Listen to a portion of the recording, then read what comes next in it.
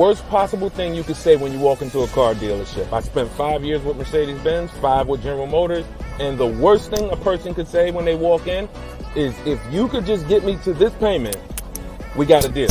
So your loan's probably still like 19, which means you got to pay to get out. You're upside down. It's called negative equity.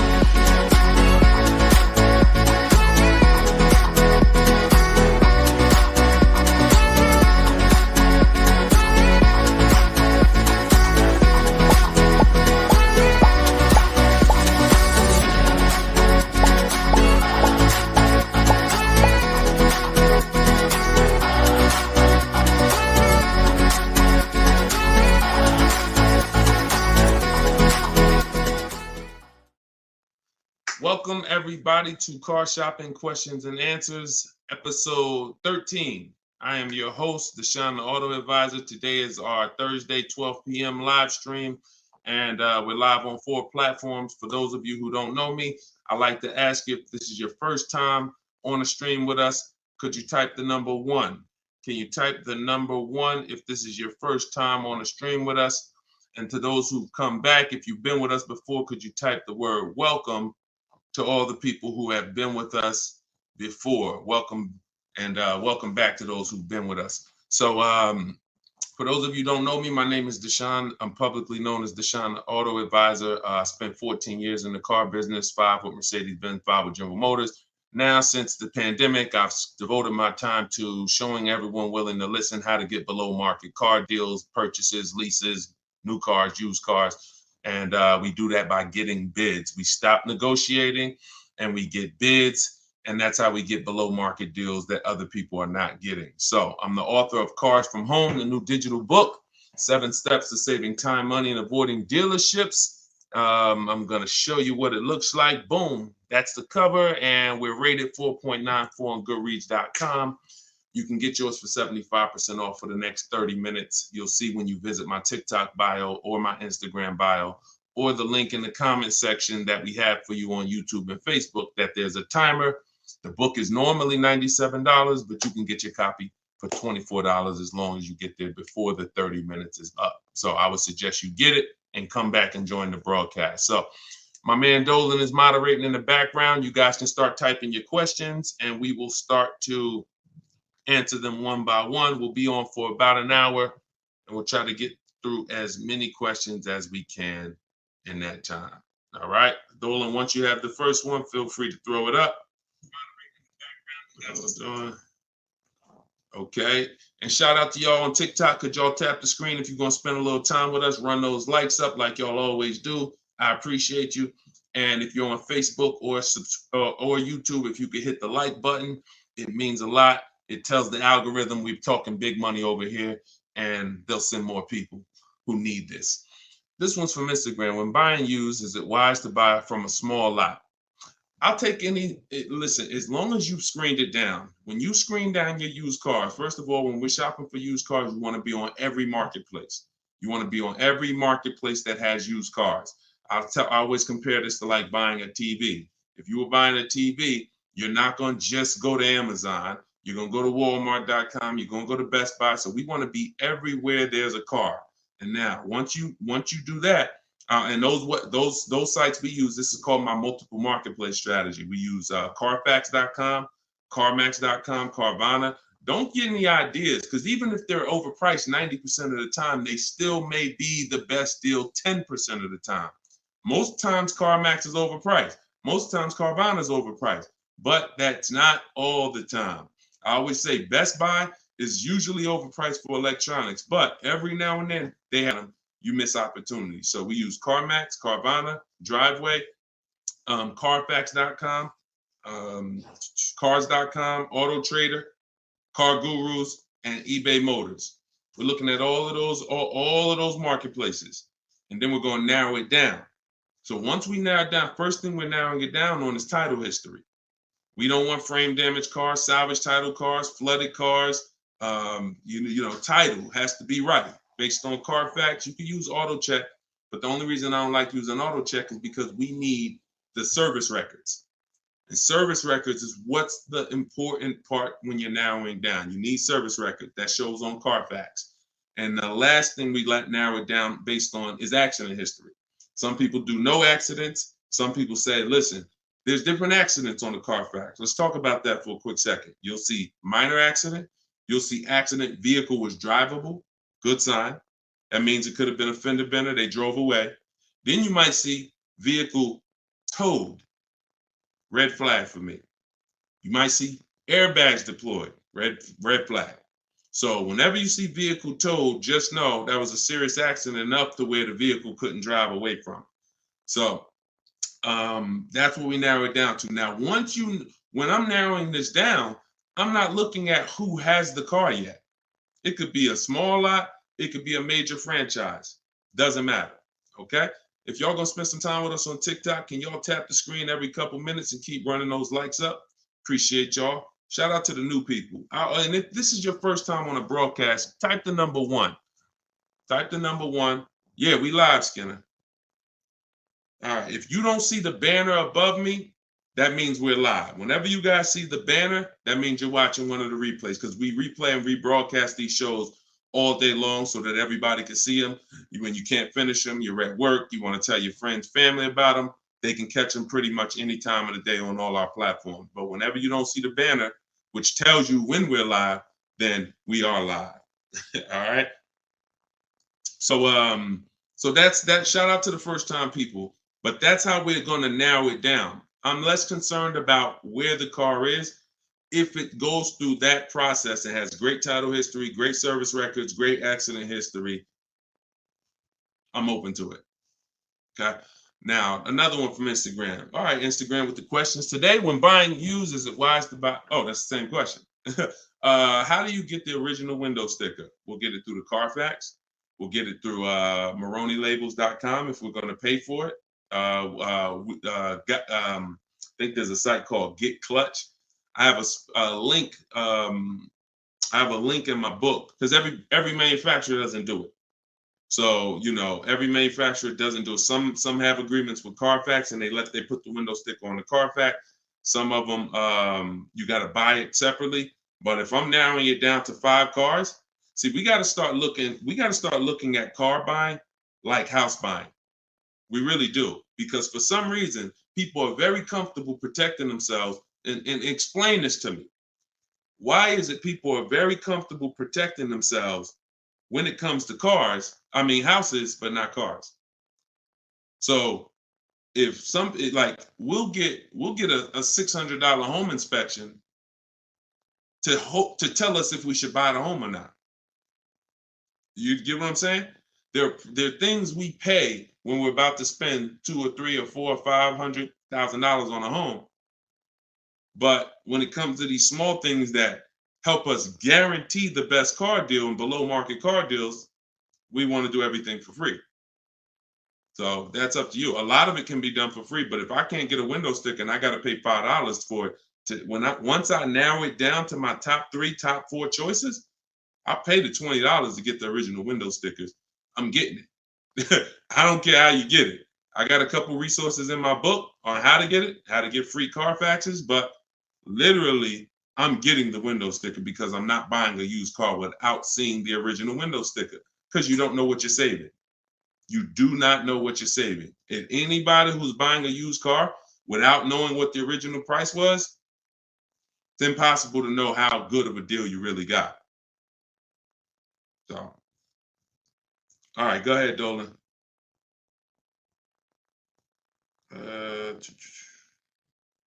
This one's from TikTok. How do you sell a lease car without the title? The same way I explained it. You don't need a title to sell any car. Who was taught you needed a title to sell a car? Type me in the comments, because this is a big one. There are people who not even leasing. There are people who have cars right now. You have a loan on it. And I used to get people who would walk in the dealership and they look at the new model, the most recent one, and they'd be like, Deshone, is that the whatever, 2019, 2020? I'm like, yeah, these just came out. Okay, I got 3 payments left. As soon as I make my last payment, I'm coming to get that one. I want to talk to you about that one. What's the reason? Why are you waiting?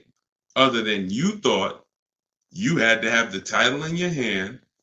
It's not the way it works. You go, you sell the car, there's, you write up a purchase order, whatever the bank is that you owe, the person pays off the bank, and then the title, once the bank is paid for, the title goes to the person who bought the car with the new ownership documents. So, sometimes I forget there's little small nuances that, but in the book, and even we talk about this on the show, you guys never hear me when we talk about an equity assessment. When we do an equity assessment, which is maximizing our car's value by getting bids, we don't trade. You never hear me say, those of you who don't have your title, you can't do the equity assessment, right? So I'm just assuming that if you just follow these steps, you'll see, even if you thought you couldn't sell your car while you still had a loan on it, you'll see, well, he didn't mention I need the title, so I guess I can go ahead and sell it. Yes, you can. So, you do at least the same way. I owe 15 on my car. Buyer offers me 19, pays the 19, pays off the 15 directly, sends 15 to the bank. And example, let me give you a real life example instead of a story. When I went in, after I sold my Jeep, that was back when the pre-owned car market was very hot, once in a lifetime market. And I went in and I owed my payoff was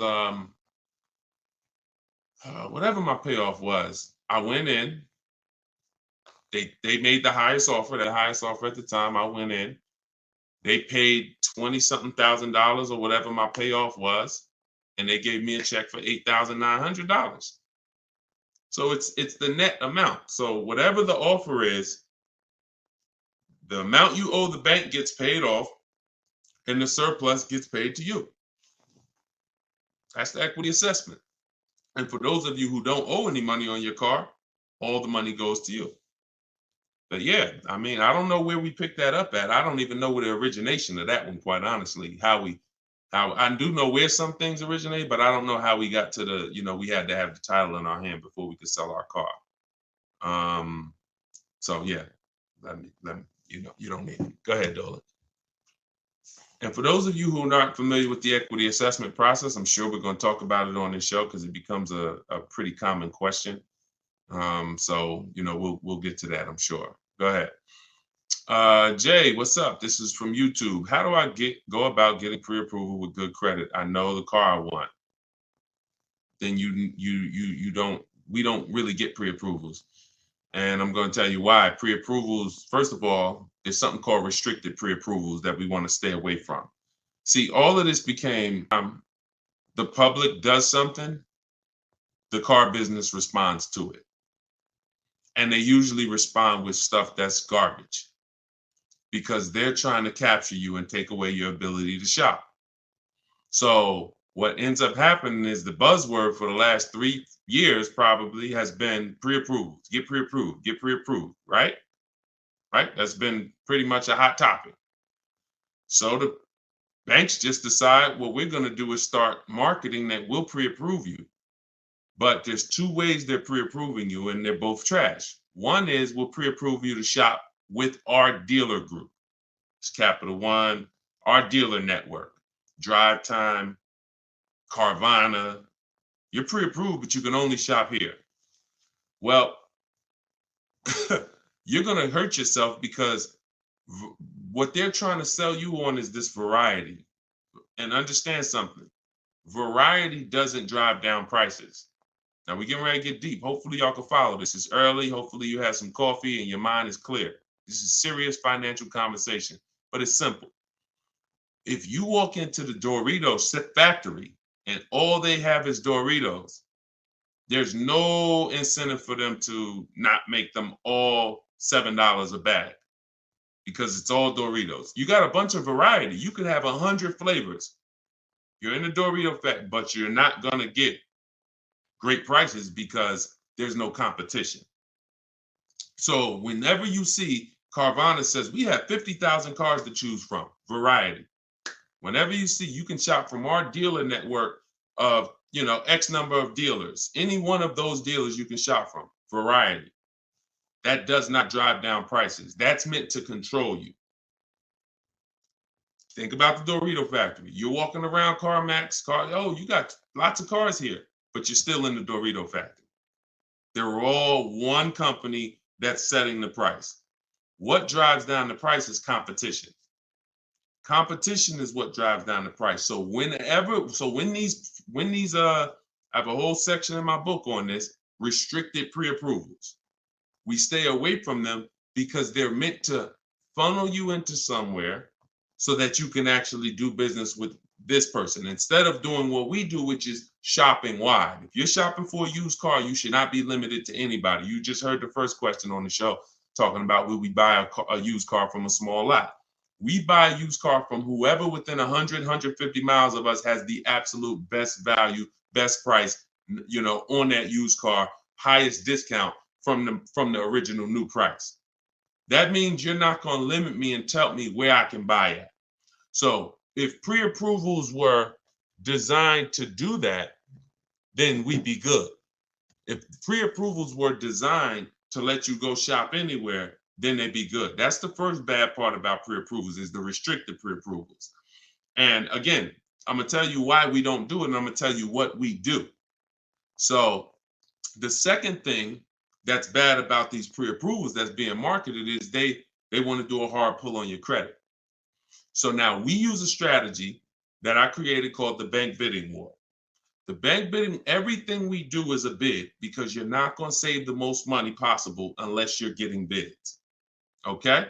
So if you want to guarantee that you paid the lowest price on any item, it's always through a bid. It's always through multiple offers.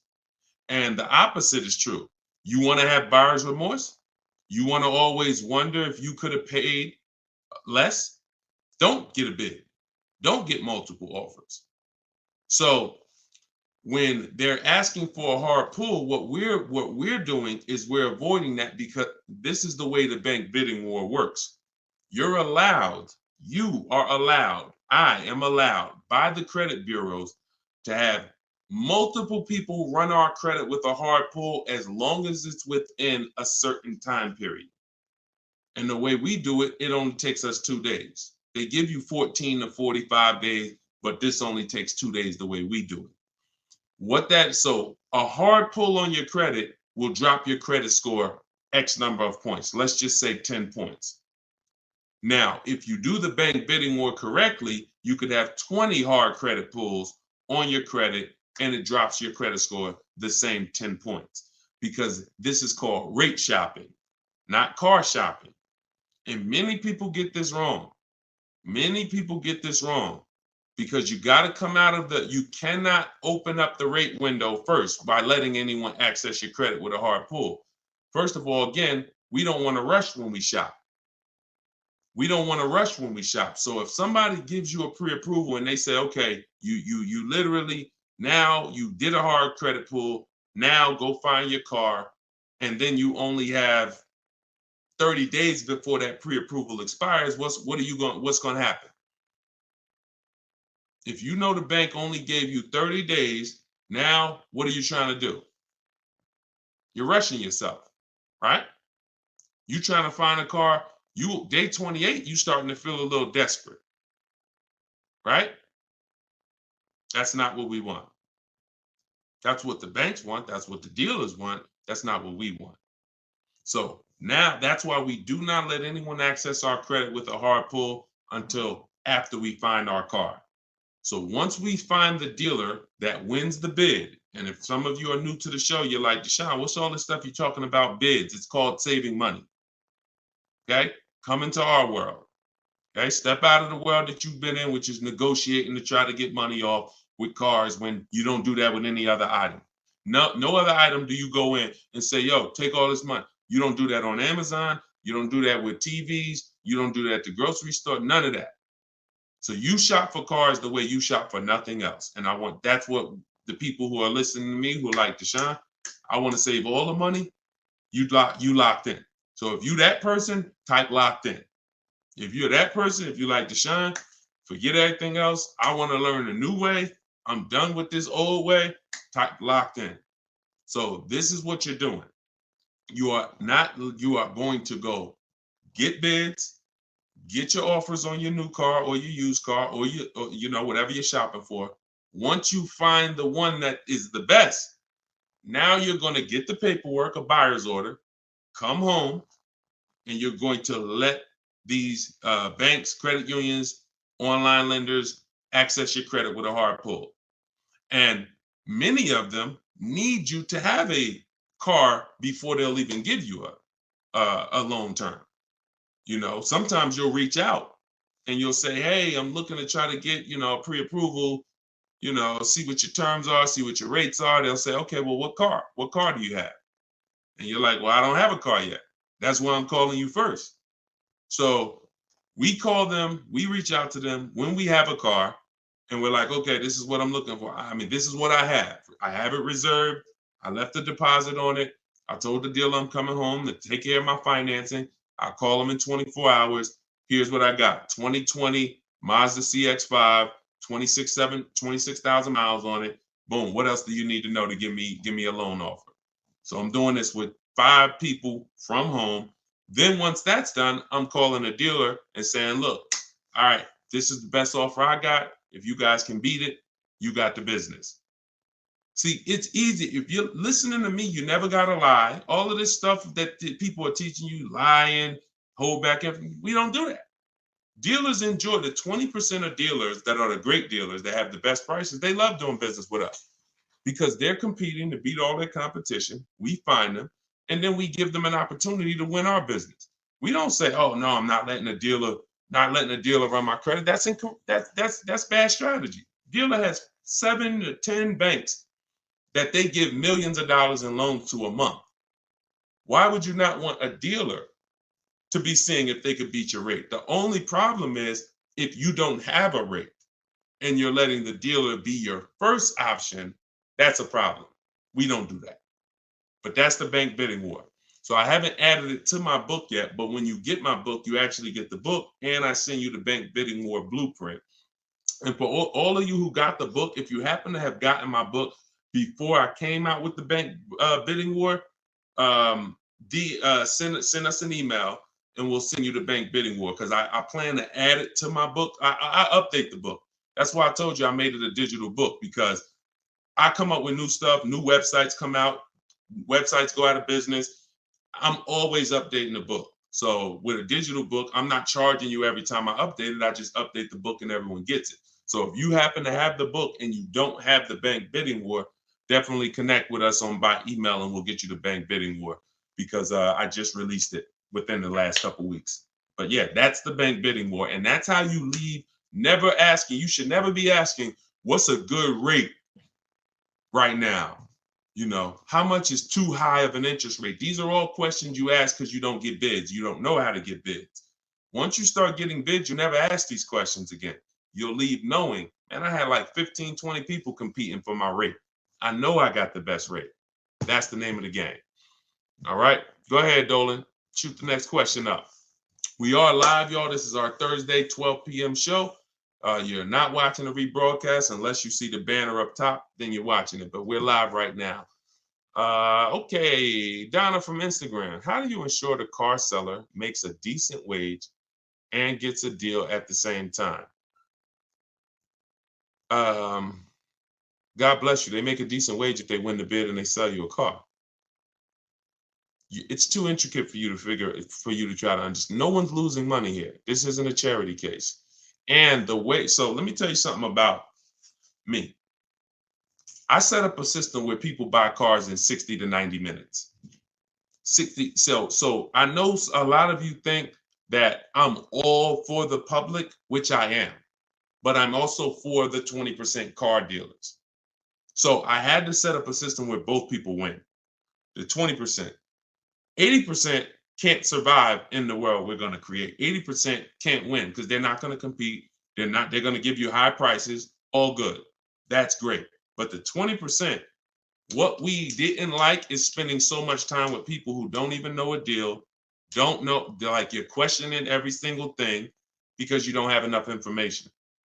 That's why. So you're nervous, you're defensive, hard to help you. I'll be sitting down with somebody, I'm sitting down with a customer and I'm making them an offer with a deal, and my manager is hoping they don't take it just because he doesn't want to sell the car for that cheap. But we're making them that offer, they're still questioning it because they don't have bids. So this created, this created nightmare situations for good car salespeople and horrible experiences for you. So with my system, you're online. The only time you're in a dealer is for 20 minutes to test drive the car. So when a person sells a car, if they're going to make a flat commission because they had to give away, there's something called a flat commission where you didn't make a lot of profit. I'd rather make it in 20 minutes. So the car salespeople who win our business love us. They love, all of these people that you see, and you guys know, I will share these people. I share everybody. Look, Tiffany, who used the book, she got $6,000 off of her Mazda just a couple days ago. That is, she didn't spend more than 20 minutes with the salesperson. I don't even know if that's the person she test drove the car with. It might not be. So this person who won her business literally is going to spend maybe 30 minutes with her total. So what? He's not making a huge commission. If he ends up making $150 flat, he'd rather, and I've asked car salespeople this over my years of educating the public on how to shop from home. I said, let me ask you a question. Would you rather, y'all being stingy with the likes on TikTok? Can we tap the screen if y'all spending time with us? Thank you. Can we tap the screen? Can we share? We ain't asking for money. We asking for just tap the screen if you're enjoying the show. All right. Don't ever listen. I'll be getting them. Thank y'all. Appreciate you running it up. So when you see that, I appreciate you wanting dealers to make money. But the best thing you could do if you really want good dealers to be okay is learn how to shop from home correctly so you can stop wasting people's time. So you can stop being with people for 2 hours, 3 hours, 6 hours that you don't buy a car from. That's really what I want you to do, because when you learn how to get cars in 60 minutes from home, car salespeople are going to love you. Because even if I didn't make a huge commission of $1,000 or $800 or $1,500 on this particular deal, that's okay. And $1,500 commissions are very rare. You had to make a lot of profit on the deal, 10 grand profit probably. Bring home 20%. Now you got to make probably 7 grand to 10 grand, profit, and people will make it. There are people who overpay. And so there's people who pay average prices and above average prices, but we don't pay either. So it's the time. I don't care if I make $150 with you if I only spent 30 minutes with you. And the only way you're doing that is shopping online. You're not doing that.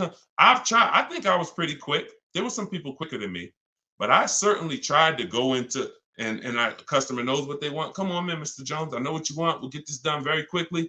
Hour and a half tops, 2 hours really tops, because you got the finance office. You got all this stuff that has to happen. We got to clean the car. So 2 hours is really, if on a quick deal. Most of them, 3, 4. How many hours you guys spend picking up your cars? Be honest.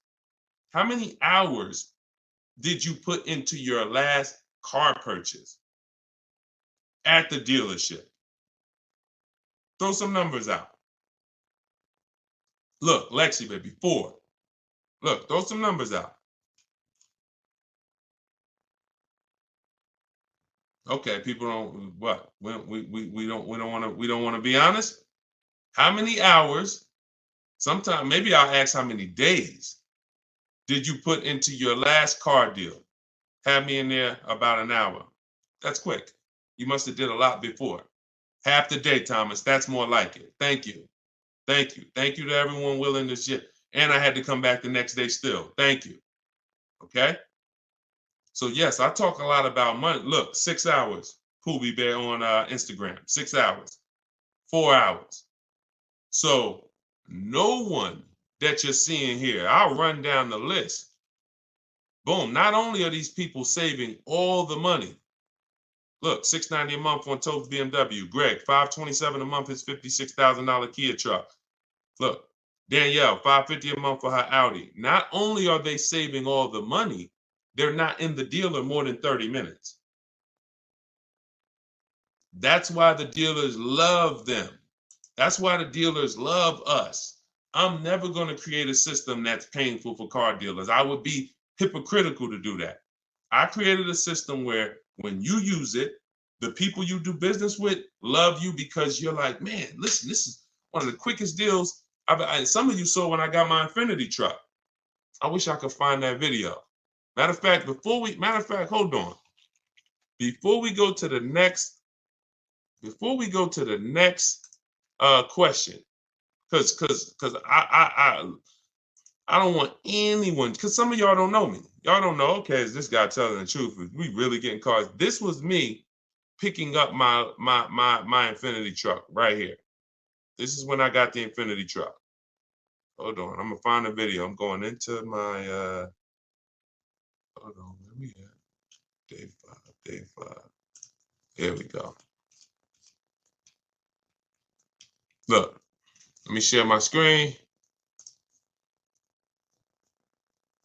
And I picked it up and I posted this on Instagram because I want people to know we really do this. We don't say we do this. We really do this. Look. Now, there we go.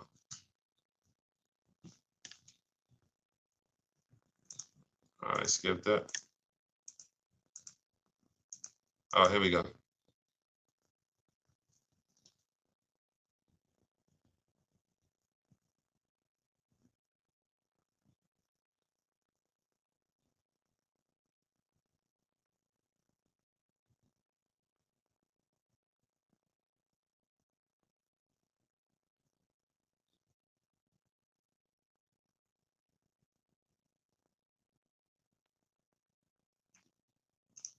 Boom.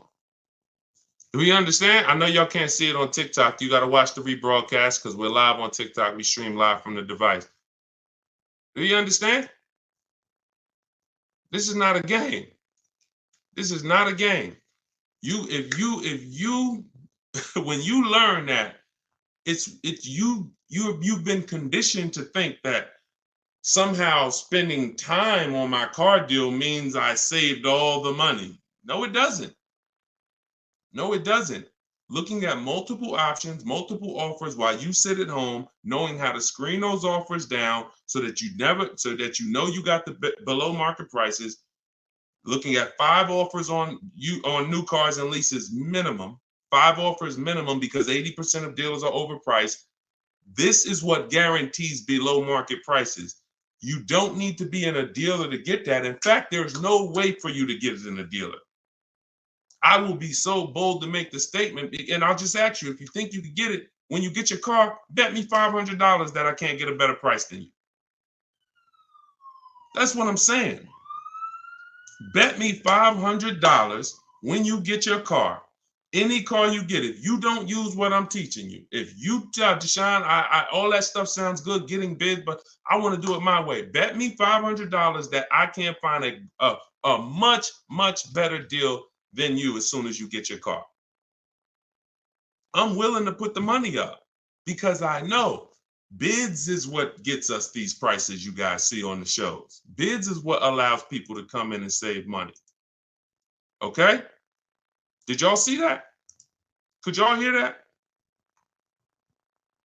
Let me know, could y'all hear that when I was playing that? Were y'all able to hear that when I was playing it? Before I move on to the next question, before I have Dolan pulling the, why didn't y'all say something? See, we got too many people on here. We got too many people on here, y'all, for y'all to let me play an entire 1-minute video and not say you couldn't hear it. All right. Yeah, I don't know what to do. All right, listen. It is what it is. What I asked the guy was, how much time do we put into the whole process? He said 45 minutes. I said, take the test drive out of it. Take me and Monique test driving out of it. How much time did we spend? He said 20, 25 minutes top. Come on, lock in, y'all. Lock in. Go ahead, Dolan. Throw the next question up. Instagram. How do you tell the dealership you want to take the car to mechanic before purchasing? You don't. Dealership's not going to let you take the car to a mechanic before purchasing. It's too much liability. If you crash the car, if it has an accident, mechanic messes up the car, only thing you could do is have a company like yourmechanic.com come and meet you at the dealer. That's why whenever I'm buying a used car, I'm not taking it the same day. DJ Flay, I thought it was a silent film. This is hilarious. So yeah, we never take a used car the same day because one, we got to do it even if we're paying cash though. I mean, even if we're paying cash. But if you're doing the bank bidding war, we can't take a car the same day because we need to go home and we need to start the bank bidding war. But if you're paying cash and the car has a good warranty and you've done the math, okay, maybe you don't need to have a mechanic inspected. But if you want to have a mechanic inspected, then it's always I'm leaving a deposit and then I'll have either my mechanic come. And again, this goes back to you're paying to protect yourself. I got a mechanic here that I've been using for years, me and my family. If I told him, hey, look, I'm gonna pay you, let me know when you got an hour and a half. I'm gonna pay you for the time. Come take a look at this car with me. I got a reserve. He'll be like, no problem. I'll throw him $125. He'll come, check it out for me, tell me if I'm good or not. He can't put it on a lift, so that's the bad thing. But again, it's better than me just thinking with my non-mechanic self, I guess the car looks good. Sounds good, I think. No, these are the things that we got to do if we want to protect ourselves. And understand, there's horror stories for a reason, y'all. Horror stories are very common. Cars breaking down. It's weird. All I can do is give you boundaries. And when I give you the boundaries, then you can choose what you want to do with them. You can choose if you want to, adhere to them. You can choose if you want to ignore them, but at least they're there. So yeah, I would always have, with no warranty on a car, I would always have my mechanic come out. And if you don't have a mechanic, then I pay a company like yourmechanic.com. I think they charge $100, $150 to come out, send one of their mechanics to inspect the car for you. I see it just like a home inspection. I don't see it any different. Any different. Go ahead, Dolan. Okay, I had a financial advisor tell me get rid of my car. I did. Oh, wait, I had this one's from Instagram. I had a financial advisor tell me to get rid of my car. I did, however. I really need another one, but they repoed the vehicle. It's been around January. Okay, I'm trying to understand. So he told you get rid of your car, but you need another one. Get a very inexpensive car. It sounds like you're in a position where you need to get the least expensive car you possibly can. I call that a smart car, saving money at the right time. Cars that are, under 10 grand. If you're trying to get a loan on it, that's what you would be trying to get.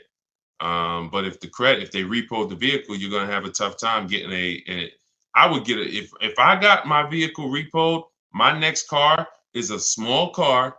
I'm looking for something that the smallest car I could get a loan on, 25 grand brand new, 30 grand brand new, because that means if I get it for about 10 grand, I still should be able to get a 6-year-old one, something not too old, 7.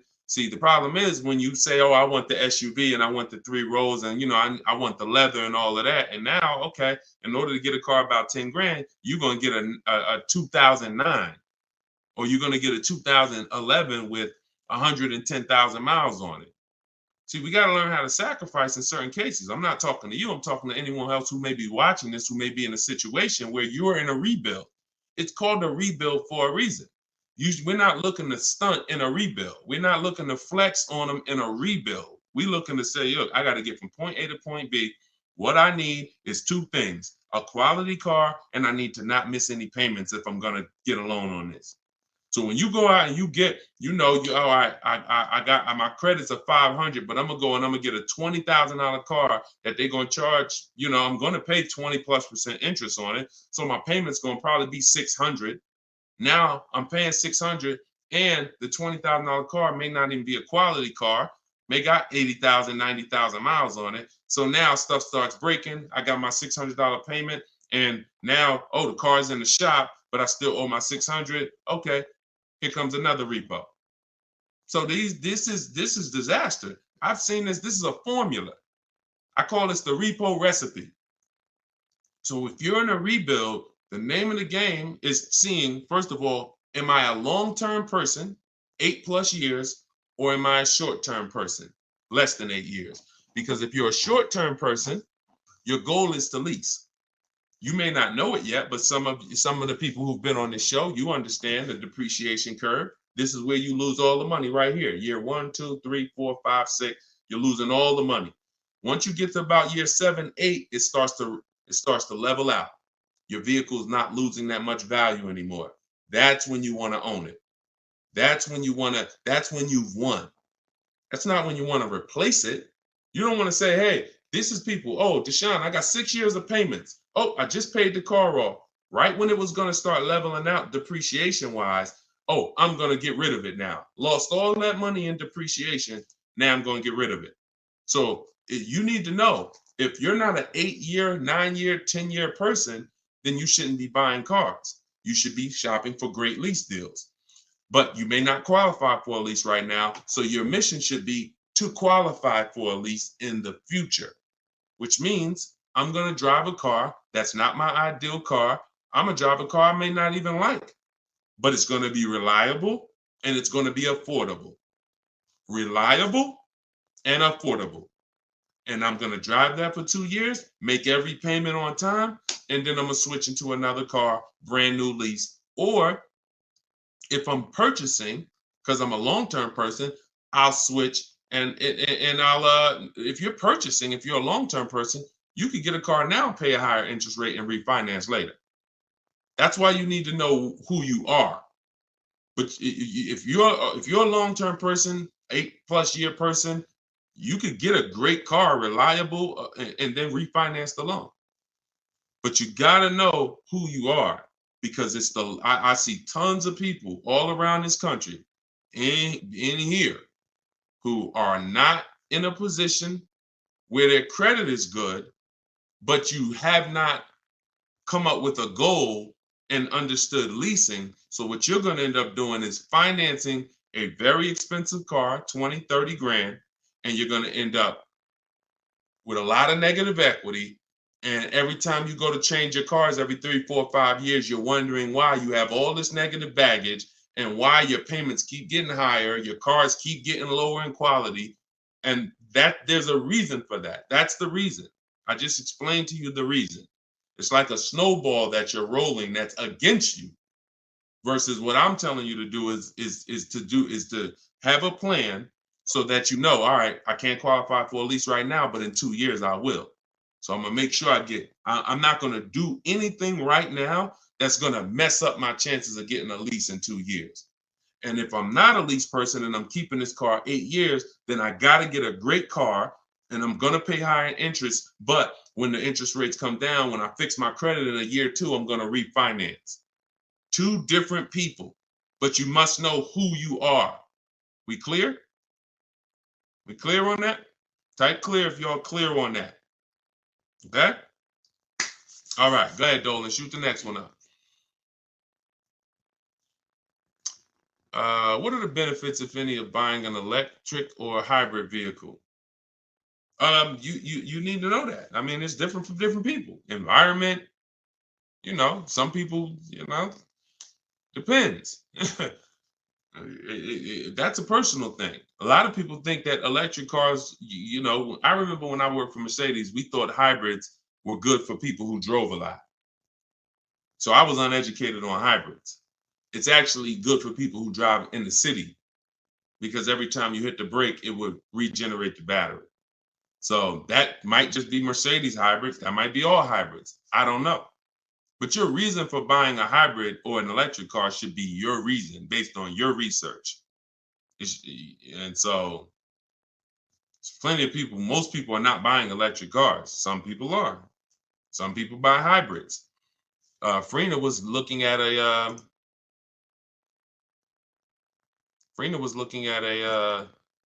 Jeep Grand Cherokee, and she was looking at a Jeep Grand Cherokee gas version. And I remember she hit me and she said, Deshone, the dealer that made me the best offer on this Jeep Grand Cherokee gas, it was like a 1.2% lease. And she said, he's saying, and that was the lowest bid out of all the bids she got. 1.2% lease. And she said, but he's saying he might have he's saying he could do a better deal on this other one, which is a hybrid. And she said, what do you think? Because she's in a private group. Everybody who wants to know about, my private group, you want to attend my free masterclass, it's in the comment section. You can attend my free masterclass. It's an hour long. It's called Everything You're Doing Wrong, Buying, Selling, and Leasing Cars. And it's in my TikTok or Instagram bio. You can go and you can attend the masterclass if you want to find out more about my private group and my coaching program. But she said, so do you think I should just like have him like rework the deal? I said, look, if you're going to switch cars, pay attention, y'all, this is very important. Even though he won the bid on the gas version, you want to make sure you rerun the bids on that car. She said, okay, because she said, based on what he's telling me, he could get me to like 1% on the gas, on the hybrid one. I said, okay, run the bids. She hit me 24 hours later. She said, you're not going to believe this. Lowest offer I got on the hybrid version is 0.88. Showing the deal right now. That was $579 a month. $66,000 truck. $579 a month. No money out of pocket. So if you don't rework the deal, what question was I answering that I got on that? What question was I just answering? Oh, there we go. Thank you. Thanks, Dolan. My man Dolan coming through for me. So she didn't have a preference necessarily of hybrid. That opportunity presented itself. All hybrids don't have incredible programs. So I think you make the decision, Natalie, on what you want, and then you shop the offers on that car. That's it. It's so many cars out here, y'all. It's hundreds of cars to choose from. Pick the one that you like, get the offers on them. And spend your time shopping. If you're getting a new car or a lease, you should be out test driving. This is the fun part. Eventually getting bids, that'll be fun for y'all because you'll be in control. But, for your first time, you're still going to be a little nervous. But the fun part is really getting in the car and going and test driving. All right. And going to another dealer, test driving. You're about to make a $40,000, $50,000 decision. Some of you more, some of you $80,000.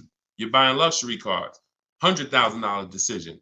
Take a day and go and drive these products that they're spending millions of dollars on, hoping you would at least come test drive. I've had people that's like, oh, I want the Honda Pilot. Oh no, the girl said, I want the new Honda CR-V hybrid. I like the look. I said, did you drive it? Nah, but that's what I got my eye on. I said, go drive it. Once she went and drove, that's why we have a whole step in our process for this called shopping, not buying. She went and drove it. She said, yo, you know what's crazy? I like the look, but I ain't like the way it drove. I said, that's why it's important. Imagine if you would have did your whole deal online, got the thing delivered. Now in 3 months, you're sitting here like, you know what? I don't really like this. So don't discount your shopping experience, especially because using it our way, you only did 20 minutes. Don't talk numbers. Keep that rule in mind. That's in my book. Those of you who have my book know this. We don't talk numbers. Those of you who are like, what book are you talking about, Deshone? My new digital book, Cars from Home, 7 Steps to Saving Time, Money, and Avoiding Dealerships. That's where I'm teaching out of. Everything on this show is what I'm teaching out of that book. And you can get your copy for 75% off. It's normally $97. You'll get it for $24 in my TikTok bio, as long as you get there before the 30 minutes expires. Also in my Instagram bio, click that website, and then on Facebook and YouTube in the comment section. And if you happen to be watching us on TV, you can scan this QR code right here with your mobile phone and get yours for 75% off. All right. And now you have everything I teach in one blueprint in one spot. Okay. Renico from YouTube. 1 year into my Kia Soul lease, this was not the car I wanted. I want to trade the Soul in for a 2022 Kia Sorento. Is it possible, or should I wait for another year to lease the Sorento? Listen, great question. Perfect example of what I just said of why we don't discount the shopping process from now on. So you can't break a contract. The only way you can get out of the lease is if you can sell it. So you do the equity assessment. Now follow this. You're going to call your bank, call your leasing company. You're going to get the payoff. And then you're going to ask do I have a third-party restriction? Those are the two questions. Pay off, do I have a third-party restriction? Then go on the 6 sites, get your bids. Carvana, Kelly's Blue Book Instant Cash Offer, CarMax, AutoNation, Sell My Car, Car Guru, Sell My Car, Driveway. Every time you see, is your car lease, finance, or owned, you want to put owned, because you want the straight value. When you put lease, it triggers something on their website. So just always put owned so you can see the values. If you have a third-party restriction, you're going to have to sell to a Kia dealership. If you don't have a third-party restriction, you can sell to the highest bidder, provided you have equity. So if you see that, your payoff is 18 and the offers are 20, then you can get out. If you see that it's 18 and the offers are 18, that's going to be tough. So you got to see what your equity position is. That's the main thing. And what I do is you just wait and you just look. If you go into a dealer, they can put you in a new car. So if there's no doubt, like you can literally go in, they'll just stretch you out into a long loan on the Kia Sorento. You're going from a lease to buy. So I assume you're going to be keeping the Kia Sorento for at least 8 years. If not, you should be leasing, not buying. But I'm just going to assume you're not going to break the 8-year rule. If you don't know about it, we talk about it all the time on this stream. People who are not keeping their cars 8 years, you are overpaying by thousands of dollars by not getting great lease deals. It's not even close. Thousands of dollars, not hundreds. So I'm assuming you're going to buy and keep, but what you're going to do, anybody can transfer you. Take all that negative money, throw it into the new car. Now you're paying for the old car and the new car. You got the new car, but so if you got a 5-year, 6-year loan, literally you're driving that new Kia Sorento, that 2022, and that is in the actual, it's with you. I'm glad, Renico. It's a great name. So you're in when you roll that over because of impatience, that 6-year loan that you're putting on the new car, the old car is with you the whole time. So until the day you make your last payment on the new car, you're paying for the old car that you got out of. That doesn't make sense unless it's just a desperate scenario. So I would do what you said. Wait. If it doesn't make sense, do the equity assessment. If it doesn't make financial sense to get out, wait, coast in it. It's a brand new car. Listen, be ashamed if you had to drive around in a brand new car for the next couple of years. So just, but use it as a learning lesson to make sure next time you shop the way, you shop in a way that protects you from having to go through this again, because this is not what it should be. Okay. And it's not meant for you to replace a car this fast. It's expensive to do. There's penalties in doing this because the depreciation of a car is just too deep. It's just you lose 20% the first year. Doesn't matter whether you leased it, bought it, does not matter. So when you go and try to replace it, you're dealing with deep depreciation of what you got. And now you're like, oh, well, I'm tired of it. See, people who never do this are cash buyers. If you pay cash for cars, those are the only people that clearly understand this. If you are in pain, I have to work to help you understand this if you don't pay cash for cars. Because if you pay cash for a $30,000 car and then you said, you know what, I'm tired of it. Nah, this wasn't the car I wanted. And you brought it back to the dealer and they said, okay, well, look, I know you only had the car 3 months, but we could only give you 25 for it. You're like, wait, I only had 3. Yeah, it's a used car. It's been titled. You're not going to take that deal, right? No one's going to pay 30 grand, turn around and take 25 in 3 months. So, but what when you are getting payments and loans, it doesn't change. It's still, you paid 30, they're giving you 25, but they're financing it. So that loss of the 5 grand, it's hidden in the monthly payment. That's why it's all about, what do you want your payment to be? What do you want your payment to be? What do you want your payment to be? Because once you see that you're losing a ton of money in a short period of time, you wouldn't do this. So it's hard for people with payments to understand. That's why I have to make it clear for you. The depreciation doesn't lie. The unseen expense doesn't lie. So we don't want to replace cars in a year or 2 years. It's just not made for that. All right, but run the equity assessment, Renico, and see if that works out and see if by chance you could break even and get out early. Okay? Go ahead, Dolan, shoot the next one up.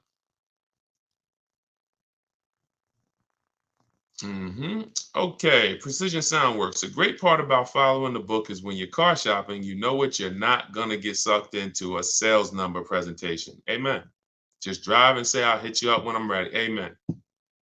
I'm glad, and I'm so glad to hear you saying this, Precision Works, because I'm trying to teach people, all I can teach people is our world is different. And the world that they're in is painful. It's painful. But when you understand that you can be in control, when you stop talking numbers in the dealership, when you have the right online strategies, you're going to the website, you're getting bids, you know how to look at used cars, you're narrowing these things down the way I'm teaching you. Listen, there's not much that's in my book that I haven't talked about on these streams. There's not much that's in my book that I haven't talked about in my videos. The difference is it's step by step. So when you hear somebody who asks me about a used car, and then somebody asks me about a lease, and then somebody asks me about paying cash, and then someone asks me about, hey, how do I get the best loan? This is all different types of people. So you might be like, oh, this question is not for me. That question is not for me. So you have to piece it together. And if you can, God bless you. We're not holding back. But for those who are like, Deshone, I just want the step-by-step, no interruptions in the process, no confusion. That's my book. So I'm glad you're enjoying the Precision Work. Make sure you send me your deal so I can bring it onto the show whenever you get a car. All right, go ahead, Dolan. Okay, Marisol, YouTube. I'm looking to buy a 2025 model car. Am I able to negotiate the MSRP price? If so, how low should I start? 5% off. So you're new to the 80-20 philosophy. 80% of dealers are overpriced. So I'm saying this based on the fact that, you know, I have 1,600 people I've worked with in my coaching program, in my video course, and then I have probably 5,000 to 6,000 people that have gotten my book. So I have people from all around the country since 2021 sending me the deals they get, reporting me the deals, offers. So whenever you see, look, somebody like Greg, he said, offers the range. Hold on, no, it was Charles. Whenever we see the range 1.2 to 1.66, I always tell people, if you don't see a $3,000 to $5,000 difference between your offers, you didn't do it right. Because when we get at least 5 offers because 4 are overpriced. So which means, and you don't know how bad they're overpriced. They could be $100 a month overpriced. They could be thousands, if they could be $3,000 overpriced, $5,000 overpriced. If you have some of these vehicles where they're marking them up, $5 grand, 10 grand over sticker, they could be 7, 10 grand overpriced. You don't know. You just know, we know 4 out of 5 are overpriced. That's the numbers. So if you are by chance going in and thinking, I'm going to negotiate based on any made up number in my head, you're going to lose because you just don't know what the bottom is. You don't know what the bottom is. Feeling for the bottom is a bad way to go because you're never content. You always question, was that really the bottom? You think we could have did better?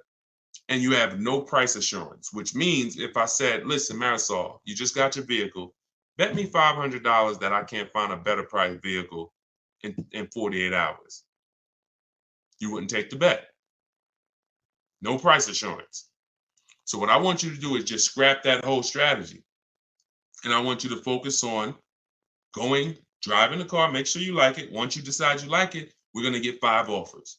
You could do this your way by calling. You want to talk to sales managers, ask them, hey, I need 5 offers because 4 are going to be overpriced. That's just it. 80% of dealers are overpriced. 80% of dealers sell for all the money they possibly can. 80% of dealers don't want to compete with their competition. 80% of dealers are not going to go below a certain price. That's them. 20% is who we focus on.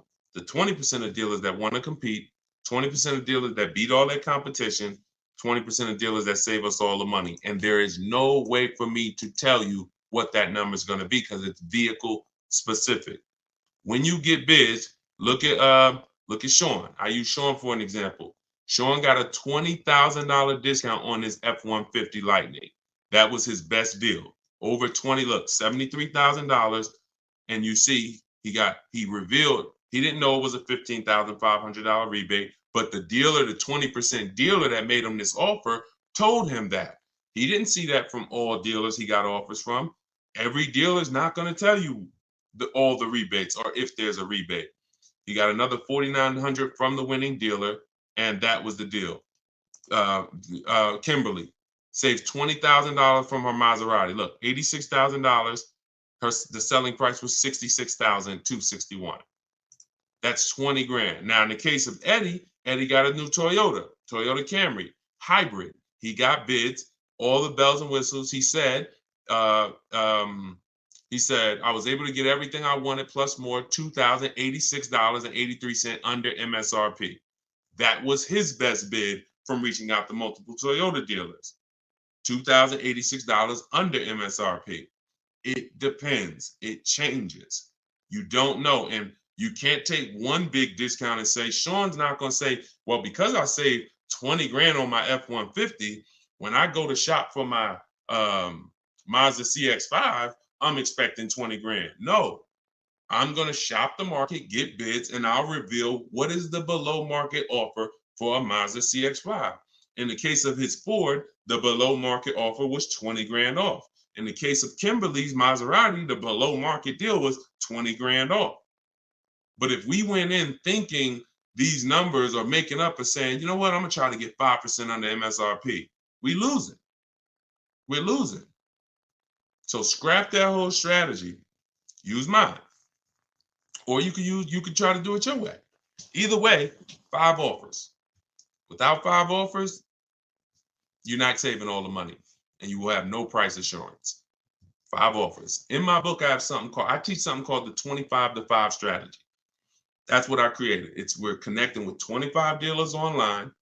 Those of you who have the book know it takes us about 20 minutes because we go direct to the websites. We don't go to third-party sites where they're selling our information to the dealer. We go right to the dealer's websites.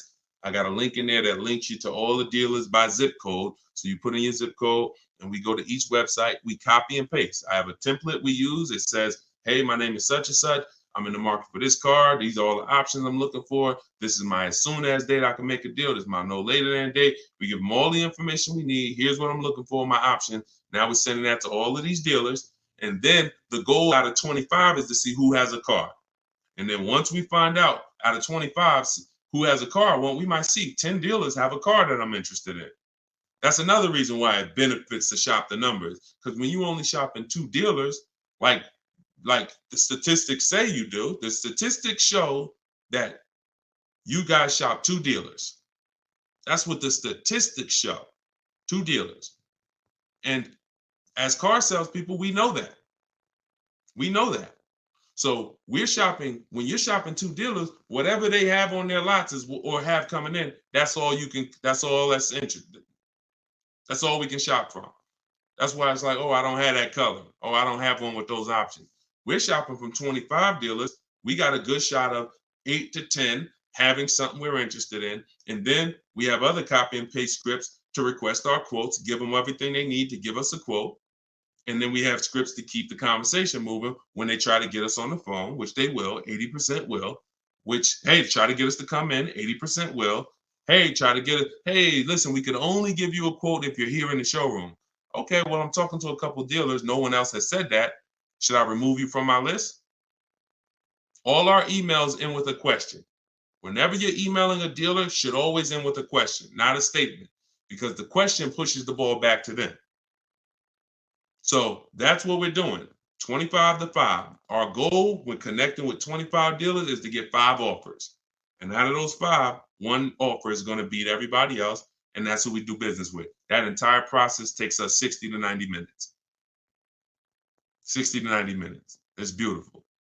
So if you're like, Deshone, I want to use your process, you can do it your way. You want to call around? I'm just telling you, get 5 offers.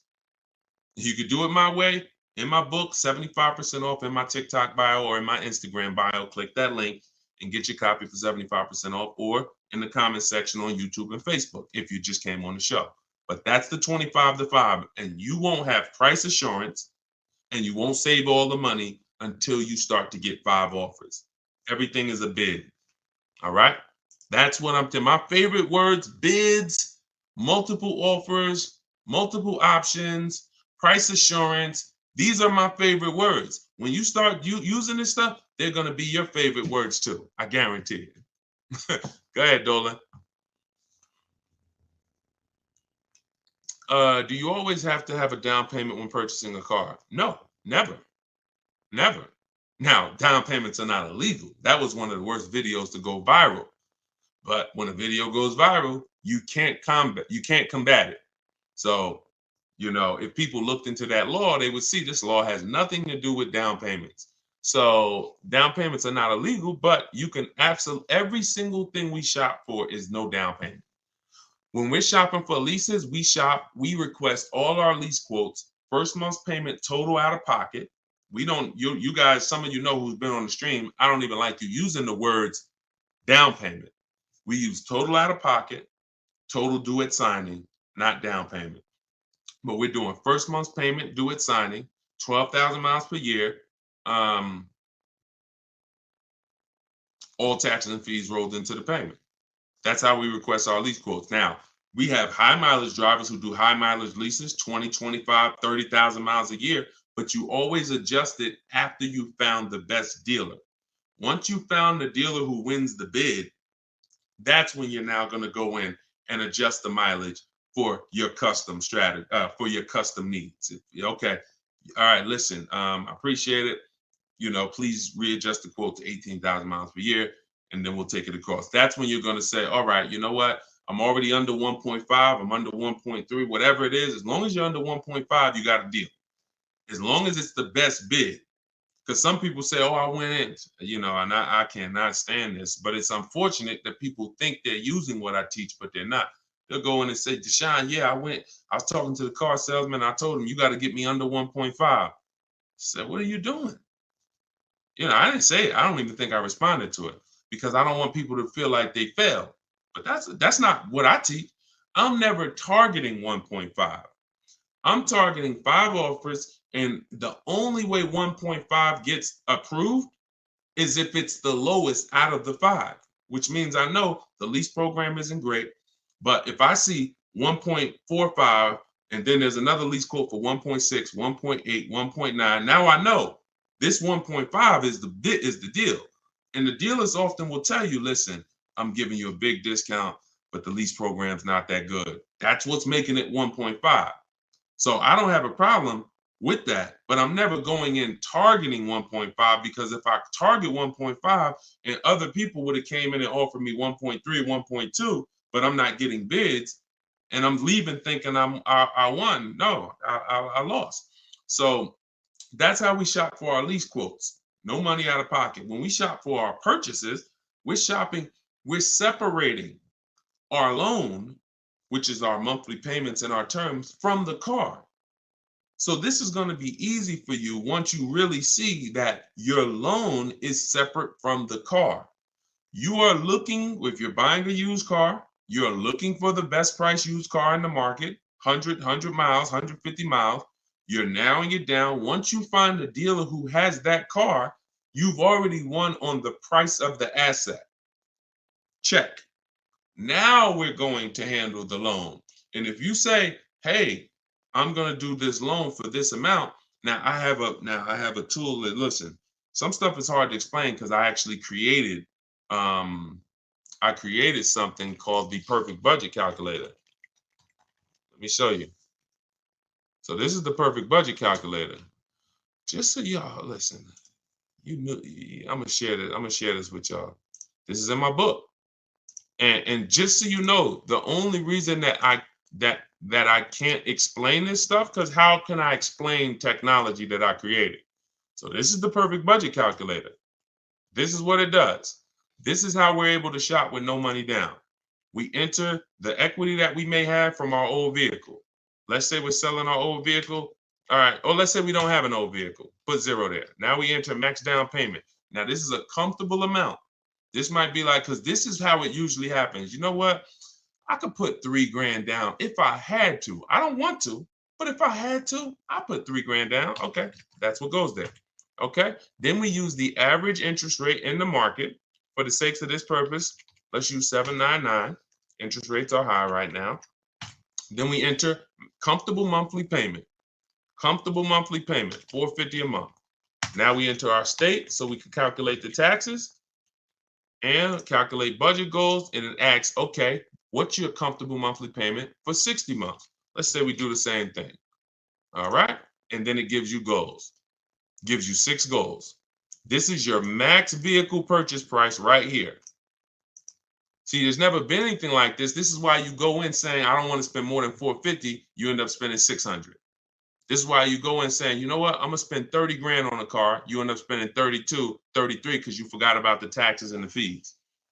We never shop with our max in mind. So this becomes our first goal. Our first goal gets us to our car, no equity, no down payment. Our second goal gets us to with a 5-year loan. Now, our second goal gets us to, if we get a car in this price, we can do a 6-year loan, no equity, no down payment. So this is where you need to be right here if you want to do no down payment. This is where you want to be. So you need to know, based on where you want to be payment-wise, and whether you're taking a 5 or 6-year loan, how much car can I afford? That includes the taxes and the fees. So there was no way for me to explain this to you. In fact, I used to have a 20-minute video that I walked people through, and it was a perfect budget exercise. We did all that manually. Everything that I built the calculator to do manually, you guys got to see it on the replay. Because if you're on Instagram or YouTube or Facebook, TikTok doesn't let us pull this streaming software in. So you guys got to see it on the replay. You could go watch the YouTube videos right after the show is done, and you can see how I just showed you this. Or if you get my book, you can actually use the perfect budget calculator in 5 minutes. So what that allows you to do is go in knowing where your starting point is, knowing where your max vehicle purchase price is. That's how people go over budget all the time. Going in, all you have in mind is math. Oh, I don't want to be no more than $450 a month. $450 a month. That's all you're thinking about. Or if the bank tells you, okay, you're pre-approved for $30,000. What does that actually mean? Okay, great. I'm pre-approved for $30,000. What does that mean? 5-year loan, 6-year loan? What about my payment? My payment, I don't want it to be more than this. Plus, I got $2,000 I could put down. How does that factor in? So when you get to the max monthly payment, when you get to goal 6, using the perfect budget calculator, you are using a 6-year loan, your max loan, and your down payment, but you're still under budget. So anything below that, you gotta there's no easy way for me to explain it to you. That's why I had to create a software that actually does it for you. But you need to know, in order to get a car with no down payment that you're purchasing, not leasing, because I gave you how we shop for them with leases, but that I'm purchasing, I need to know how much car can I afford based on the taxes and fees that I'm going to pay for a car, taxes for my state. Figure we estimate $1,000 for a documentation fee in motor vehicles. That has to be factored in. And then a 5 or 6-year loan, all of this stuff. So, yeah. So we got a lot of calculators. Because it was just a lot of stuff that I'm a math person. And so I can explain stuff to a math person. I can try to make things simple, and I try my best to make these numbers simple. But the best thing that I was able to do was create calculators that would do this stuff that I don't have to explain to people the numbers anymore. And my goal is to put lots of calculators out eventually that do pretty much everything. Like people who are over mileage on their lease. You got to see, should I end the lease early and take the mileage penalty now, or take the payment penalty? Should I go to distance? And there's so many financial calculations in cars that thank God I've been blessed to understand that I can't explain to you. So I had to build a software that you punch your situation in, and then it tells you everything. Okay.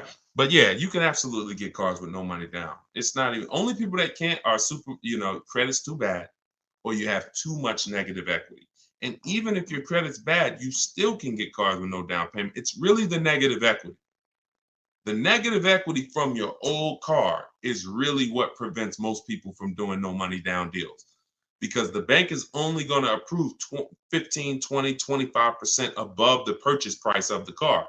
So if the purchase price is 30, they'll approve 36 as a loan. They'll loan 36, they'll lend 36,000 on a $30,000 car. They're not going to lend 40,000 on a $30,000 car. They're not going to lend. So if you have 10 grand of negative equity that you're trying to transfer, that's preventing the no money down deals for most people. Other than that, everybody can do no money down deals if they so choose.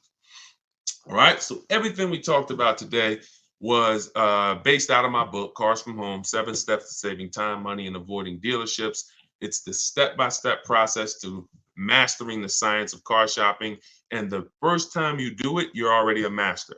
There's no test to take. The first step in the process is the most important question, which I'm going to help you know clearly whether you should lease or buy based on how long you keep in the car. And step 7 is delivery.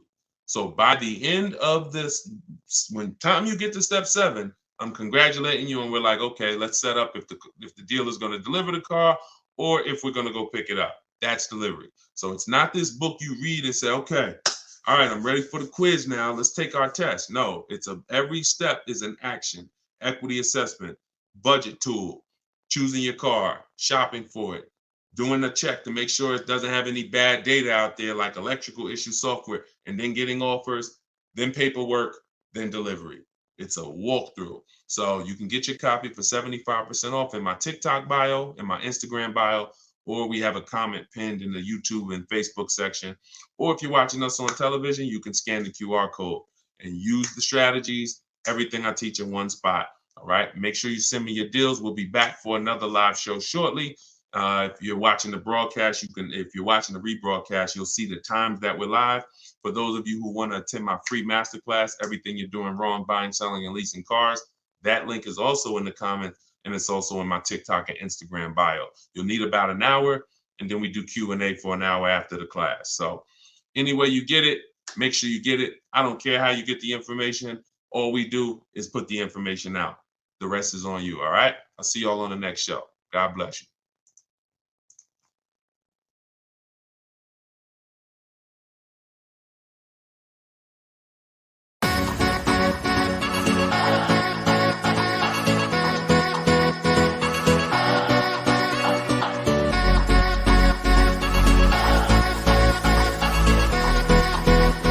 The worst possible thing you could say when you walk into a car dealership. I spent 5 years with Mercedes-Benz, 5 with General Motors, and the worst thing a person could say when they walk in is, if you could just get me to this payment, we got a deal.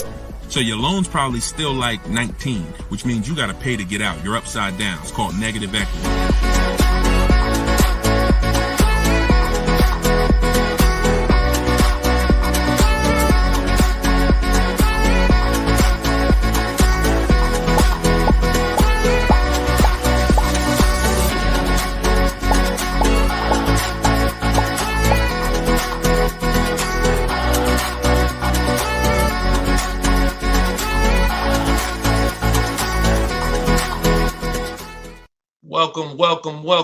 Welcome to Car Shopping Questions and Answers, episode 14. I am your host, Deshone the Auto Advisor. We do these live streams throughout the day. We rebroadcast them, so you may have seen a rebroadcast, but today is our Thursday. Is it Thursday? It's Wednesday. What day is it? It's Thursday. Thank you. Our live broadcast. And we do rapid fire Q&A. We are streaming on 4 platforms: TikTok, Instagram, YouTube, and Facebook. So you guys can start taking your questions. Yeah, I see you real Zubir. I see you. We're live right now. And whenever you guys don't see the replay banner, that means you're watching a live show. So we do replay these broadcasts all throughout the day so that, if you can't watch them all, you can tell your friends, your family. But whenever you don't see the live replay banner, that means we're live. So you guys can start typing your questions, and we'll be pulling them in from all 4 platforms. So just go to Deshone'sBook.com, Mr. Silver. I see you on TikTok. The people with the TikTok browser were having a problem getting the book, but some people said they were able to get it on TikTok. So just try typing Deshone'sBook.com into a browser, and you should be able to access it. So as you come in, start typing your questions, and we'll start getting to them. For those of you, if this is your first time ever on a live car Q&A with us, can you type the number 1? We always like to know who's the first time person, first time ever on a car shopping Q&A with us. Type the number 1. And if you have been here before, then I want you to send I want you to type welcome to the people who are first timers. Reginald, what's going on? I see you, Reginald, on YouTube. I see you flipped apart on Instagram. Sweet Major, I see you. Herman, I see you on Instagram. Real Zubir, I see you. Mr. Silver, welcome back. I see you on TikTok. If this is your first time with us, type a number 1. We welcome you. My name is Deshone the Auto Advisor. As I said, I spent 14 years in the car business from 2006 to 2020, left after the pandemic, never went back to Mercedes, and have been teaching people who are willing to listen how to save the most money, get below market deals, guarantee their best prices, their best interest rate, their best deals, car shopping online, getting bids instead of negotiating. So it is an entirely different science, but we go deep on it here. So feel free to ask your questions and we'll start getting to them one by one. Everything I'm going to be teaching out of in this stream is out of my new digital book, Cars from Home, 7 Steps to Saving Time, Money, and Avoiding Dealerships.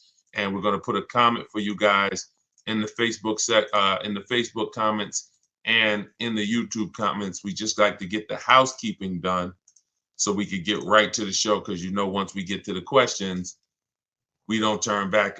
We don't stop until the hour is done. So we'll be here for about an hour. So we're posting a question now. Those of you who want the book on Instagram, it's in my bio. It's in my TikTok bio, and you can get yours for 75% off. You won't pay the normal $97 price. So let's get to it. All right. Let's see. We have Instagram. My car is out of repo and it was bad deal from jump. What can I do? Okay, so you got your car out of a repo. All you can do to get out of a car is sell it. That's it. You could sell it. Normally you might say trade it, but we don't use the words trade here. We use the word sell it. So whenever you are, because you're not going to get the most money trading. So you want to do something we call an equity assessment. You want to find out how much you owe, call your bank. And this is the first step for everyone. If you have a car right now that you need to replace, I want you to stop thinking about trading, and I want you to start thinking about getting bids on it. Okay? No matter what you have, if you have this phone right here and you said, I'm going to trade this phone for something, are you going to get the most money for the phone? Think about that.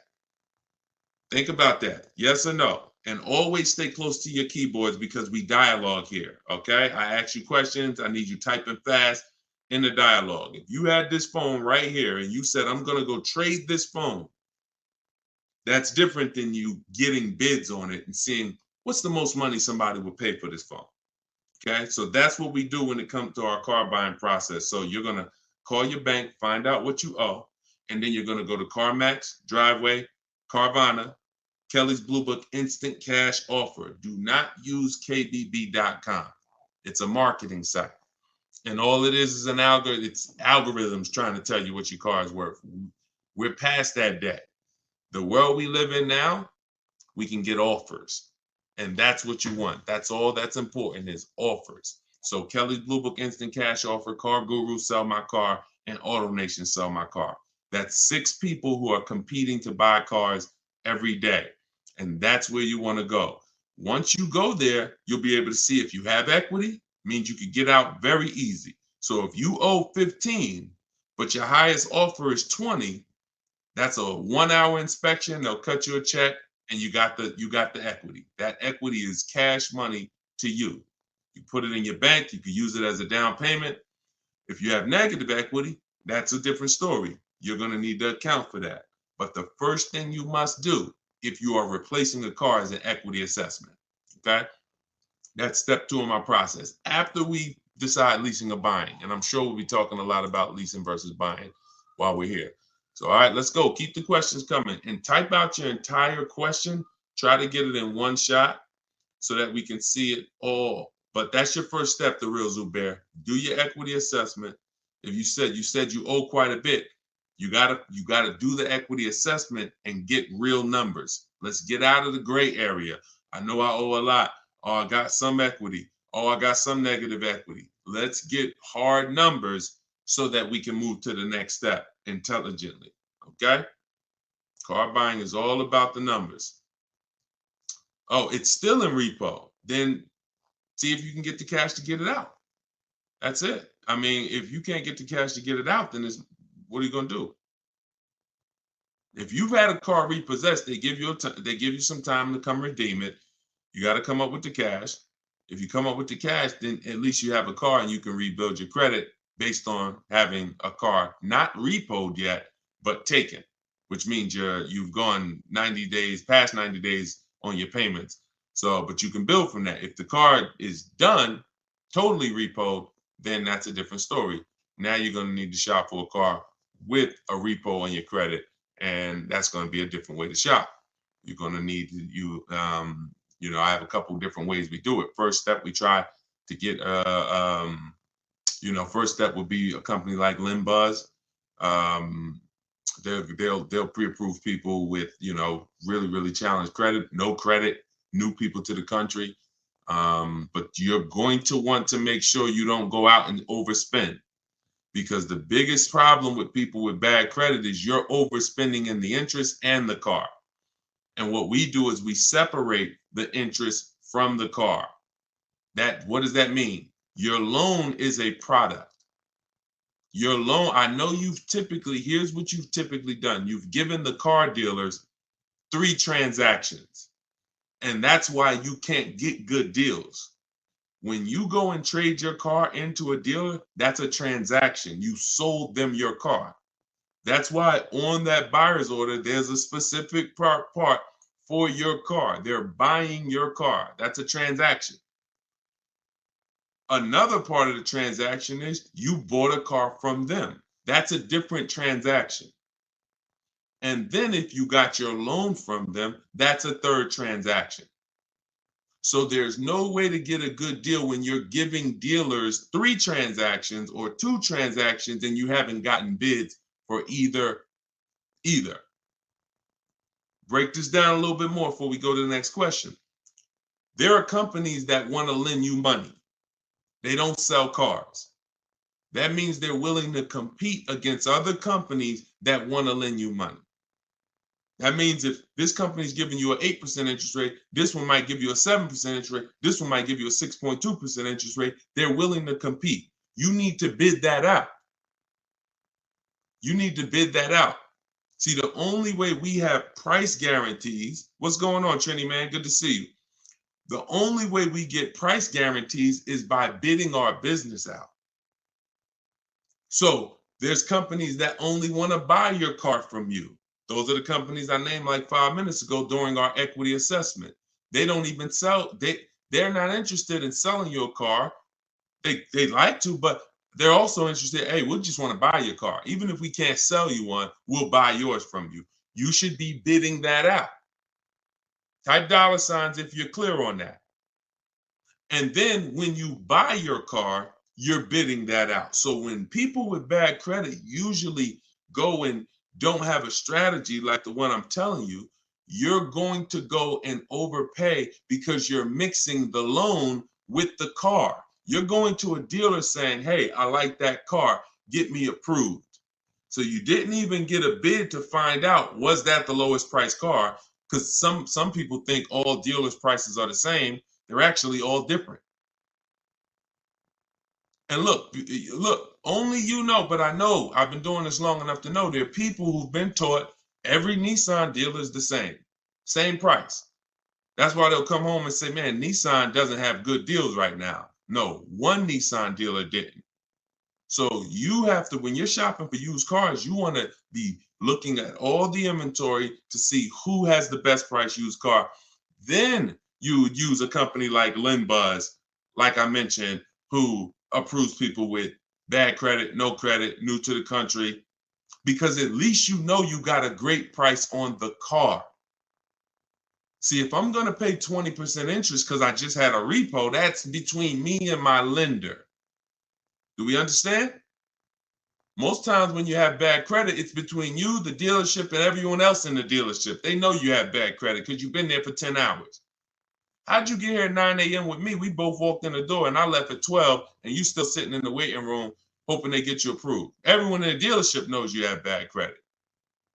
That's the way it is when you're mixing the credit and the car and you have bad credit. So what you need to do is be doing what I'm telling you, shopping for your car, finding the best price car, and then trying your best to find a company. You can try LendBuzz, as I said. But if you're overpaying for the car, if you're just walking into a dealership that you like, oh, I like that, and you think you're going to just have a good time getting approved, you got to understand, you could overpay by $3,000-$4,000 for the car itself, and then you're going to pay 20%, and you're just burying yourself. And that's what most people are going to do, unfortunately. That's not what I want you to do. Okay? So we'll talk more about our online shopping system, new car. I'm sure as we go through more questions on the stream, we'll go more deep into our online shopping system. But that I need to give you, if you have bad credit, challenge credit, repo, you need to have an overview of what your plan should look like, and that's what it is. Shout out to the people running the likes up on TikTok. Appreciate y'all. If you could tap the screen every couple minutes, if you're getting value so far, tap the screen. All right, let's go to, I see you, Uncle Hassan on TikTok. Let's go to you and type your questions, y'all. We're going to try to get to as many as possible. 23 Outback Wilderness, 9,000 miles, certified pre-owned. Should I get a warranty and what would be a good price? Well, you bid out the warranty. Multiple dealers. You call another Subaru finance manager. Hey, I got this 2023 Subaru Outback. I just got it. What could you give me? Can you give me your price on the warranty? You bid that out too. Now, that's the only way to know a good price. See, any question, what would be a good price? Only bids answer that.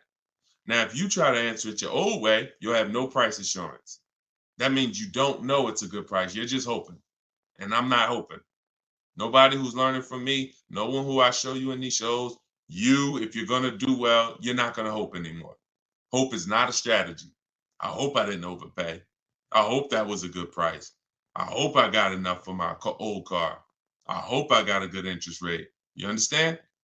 That's actually a little buyer's remorse. And we eliminate that. And the way we eliminate it is through bids. So, should you get the warranty? Let's talk about that. So here's an extended warranty question. Uncle Hack from TikTok is asking, should he get the extended warranty on this vehicle? So here's what it comes down to. How expensive, how likely is it that things will go wrong with the car? And how expensive are they when they go wrong? Because all an extended warranty is an insurance product. It's an insurance product, which means you could pay $2,000 and not use it. Just like auto insurance, right? We pay for it every month.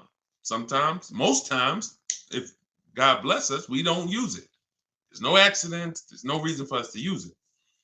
So with an extended warranty, you're trying to measure your risk and say, okay, what's the likelihood of me using this? And I got to use it enough to get all my money back and more. So if the warranty costs me $2,000, I don't want to just get $2,000 in value back, because if that's the case, I could have just, not paid for the warranty. So does the car have a high repair cost? You want to go to Google and type in Subaru Outback, the vehicle you got, repair costs.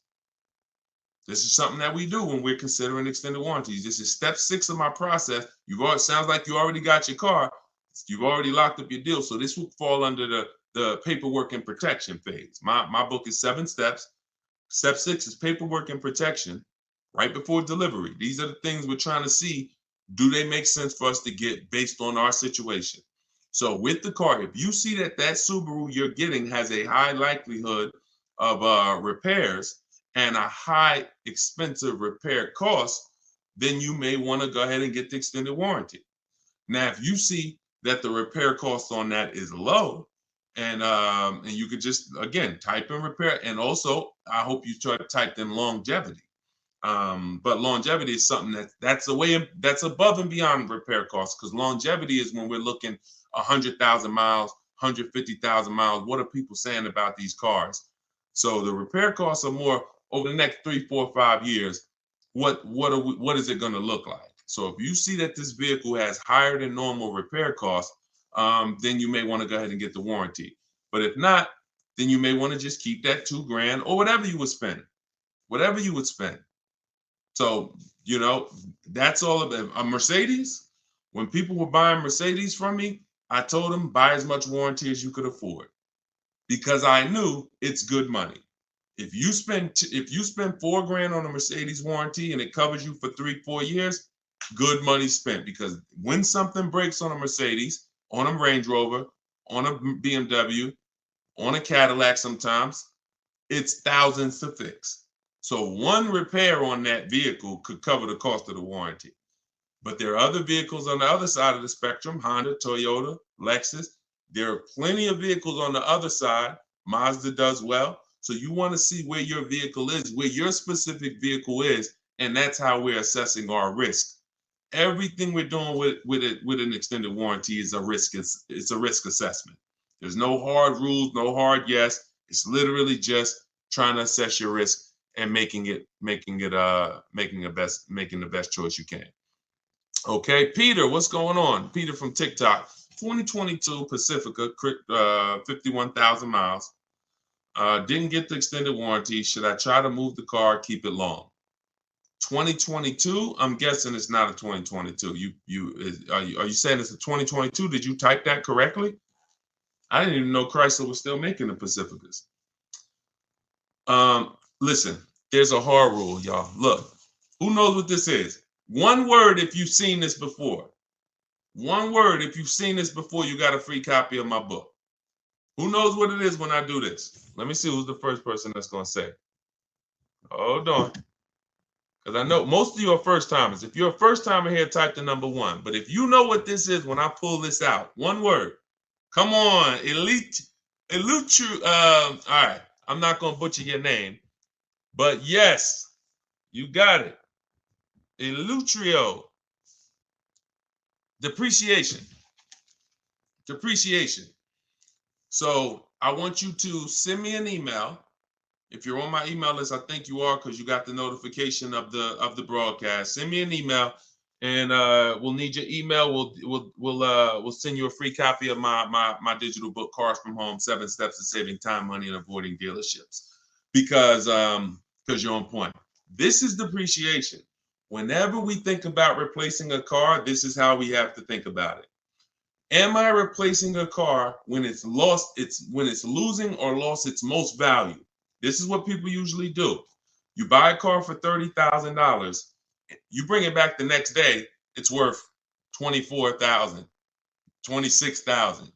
You're like, wait, how did I lose that much money in one day? That's what it is. The car's been titled. It's no longer worth what you just paid for it. So, and the more you overpay, the more you lose, because it doesn't change. If you overpay because you don't have any strategy and you end up paying 33, that car's still worth 26. That car's still worth 25, whatever it was going to be. But a year later, you buy a car for 30,000. What's it worth a year later? What's it worth? What if you buy a car right now for 30,000? What's that car worth 1 year later? Average miles. So we're answering Peter's question, because he's asking, should he be replacing his car? And then every one of you who are not keeping your cars 8 years, you need to be thinking like this, because I'm about to show you that you're losing a lot of money by not leasing. Thousands of dollars. Okay. I don't think it's worth 10,000, Ken. You buy a car for 30,000, a year later it's probably worth 22 with average miles, 23 with average miles driven. That's the unseen expense. That's depreciation. Goes down like this. So you lose big percentages of your car's value every year in the form of equity. So whatever your car was worth today, a year from now, if you just recently bought it, you're going to lose a large percentage of the value. This is why when people say, and you might have said it, well, I don't lease because I like to drive as much as I want. I don't want to pay for the mile. Well, first of all, you can lease up to like 30,000 miles a year. Second of all, you pay for the miles whether you drive the car or not when you buy it. Well, let's go deep on this. If you park a car outside your house right now and you leave it there for 1 year, never drive it. You come back a year later, it's not worth what it was, right? Right? Right? Right or right? Okay, I want to make sure you're following this because everyone who hasn't seen this lesson on depreciation, you need to burn this into your brain. It's very simple. It's a high school kid could understand what we're about to go over. So a car that you bought for $30,000 this year is going to be worth $23,000 next year with average miles, and then it's going to be worth $18,000 the next year, and then it's going to be worth $16,000 the third year, and then it's going to be worth $14,000 the fifth year. It's going to keep going down, but there's going to come a point in time where it's no longer losing that much money. Who has a car outside right now? If you've had it for at least 8 years, tell me how many years you've had it outside right now. Type the number of years, not if you've had it for at least 8 years. Because I want to let Peter know that if he's not keeping his car for at least 8 years, he should be leasing. He should be shopping for great lease deals, not great purchase deals. And there's no way for you to get a great deal if you purchase when you should have leased. It's no way. And I'm going to show you that too. Okay, so tell me, let me know. Let me see. How many years have you had the car outside? So Al, I see you've had it for 14 years. Let me know. Who's had a car outside? Tell me the number of years. Greg, I see you, 5 years. Shakita, I said more than 10. Gigi Sweet Treats, I see you on Instagram, 9 years. Jose, 20 years. Okay, Jose on TikTok with the 20-year car outside. Helen, 10 years. Sprice on Instagram, 12 years. Okay, this is what you got to understand. All these people that you're hearing answer, if you are like not an 8-year, 10-year, 12-year, 20-year person, they're not like this with their depreciation anymore. They're like this. What does that mean? The same amount their car is worth today, a year from now, it's going to be worth about that. If their car is worth $7,000 today, it's going to be worth probably $6,500 a year from now, $6,600, $6,700. This is the only benefit of purchasing compared to shopping for great lease deals. So if what you're doing, you heard me 3 minutes ago talk about the money you're losing when you buy these cars in the short term, 10,000. You're losing 1,000, 5,000 this year, 3,000 this year, 20. So if you replace the car in that cycle, you've just lost tons of money because you're literally replacing the car in the biggest depreciation phase. And I always say cash buyers never do this. The only people that do this, unfortunately, are people with a monthly payment. Because what you're doing is you haven't clearly see, what I'm showing you is the value of the asset, the value of the car. The value of the car isn't your loan. The amount you pay for it isn't your loan. That isn't the value of the asset. The asset is what's losing value every year. That's why some of you, when you high mileage drivers, if you're a high mileage driver, type HM. If you're a high mileage driver, type HM. You'll see that the asset loses your loan. You get a regular loan, but here's what you're doing. Because you're driving so much, you're destroying the car, the asset's value. Instead of you losing $3,000 like the average driver, you put 20,000 miles on your car, you lose $6,000. Then you lose $6,000. Then you lose $3,000. So your car is worthless because you're the asset, but the loan is the same. The loan may be the same as a regular person. So you have to distinguish this. This is what you should be thinking about. And in the 2 year, anytime you get into the mood of replacing a car in 2 years or 3 years or 4 years or 5 years or 6, this is what you should be thinking about. I'm replacing my car. Some people will pay off their car, take a 6-year loan, pay off their car, and then go trade the car in and do it again with another car. Soon as they pay off the car, just go get another 6-year loan, pay it off, replace it. Just vicious cycle of money being thrown away. So you saw the first way to avoid that depreciation cycle. I just laid out with long-term ownership. You saw the people, 8 years, 10 years, Jose, 20 years on TikTok. This is all long-term ownership, avoiding depreciation. Here's the other way, great lease deals. Not average lease deals, not commercials that you see saying, hey, come lease this car, $400 a month with $4,000 down plus tax and fee. No, great lease deals. Great lease deals look like this. Great lease deals are never advertised. This is Danielle. Look, Audi A3, got bids, $44,000 vehicle, $550 a month. No money out of pocket. $44,000 vehicle. Now, some of you know every $5,000 on a loan is about how much per month. I'm talking to the people that's been here, but some of you might have saw it in my social media videos too.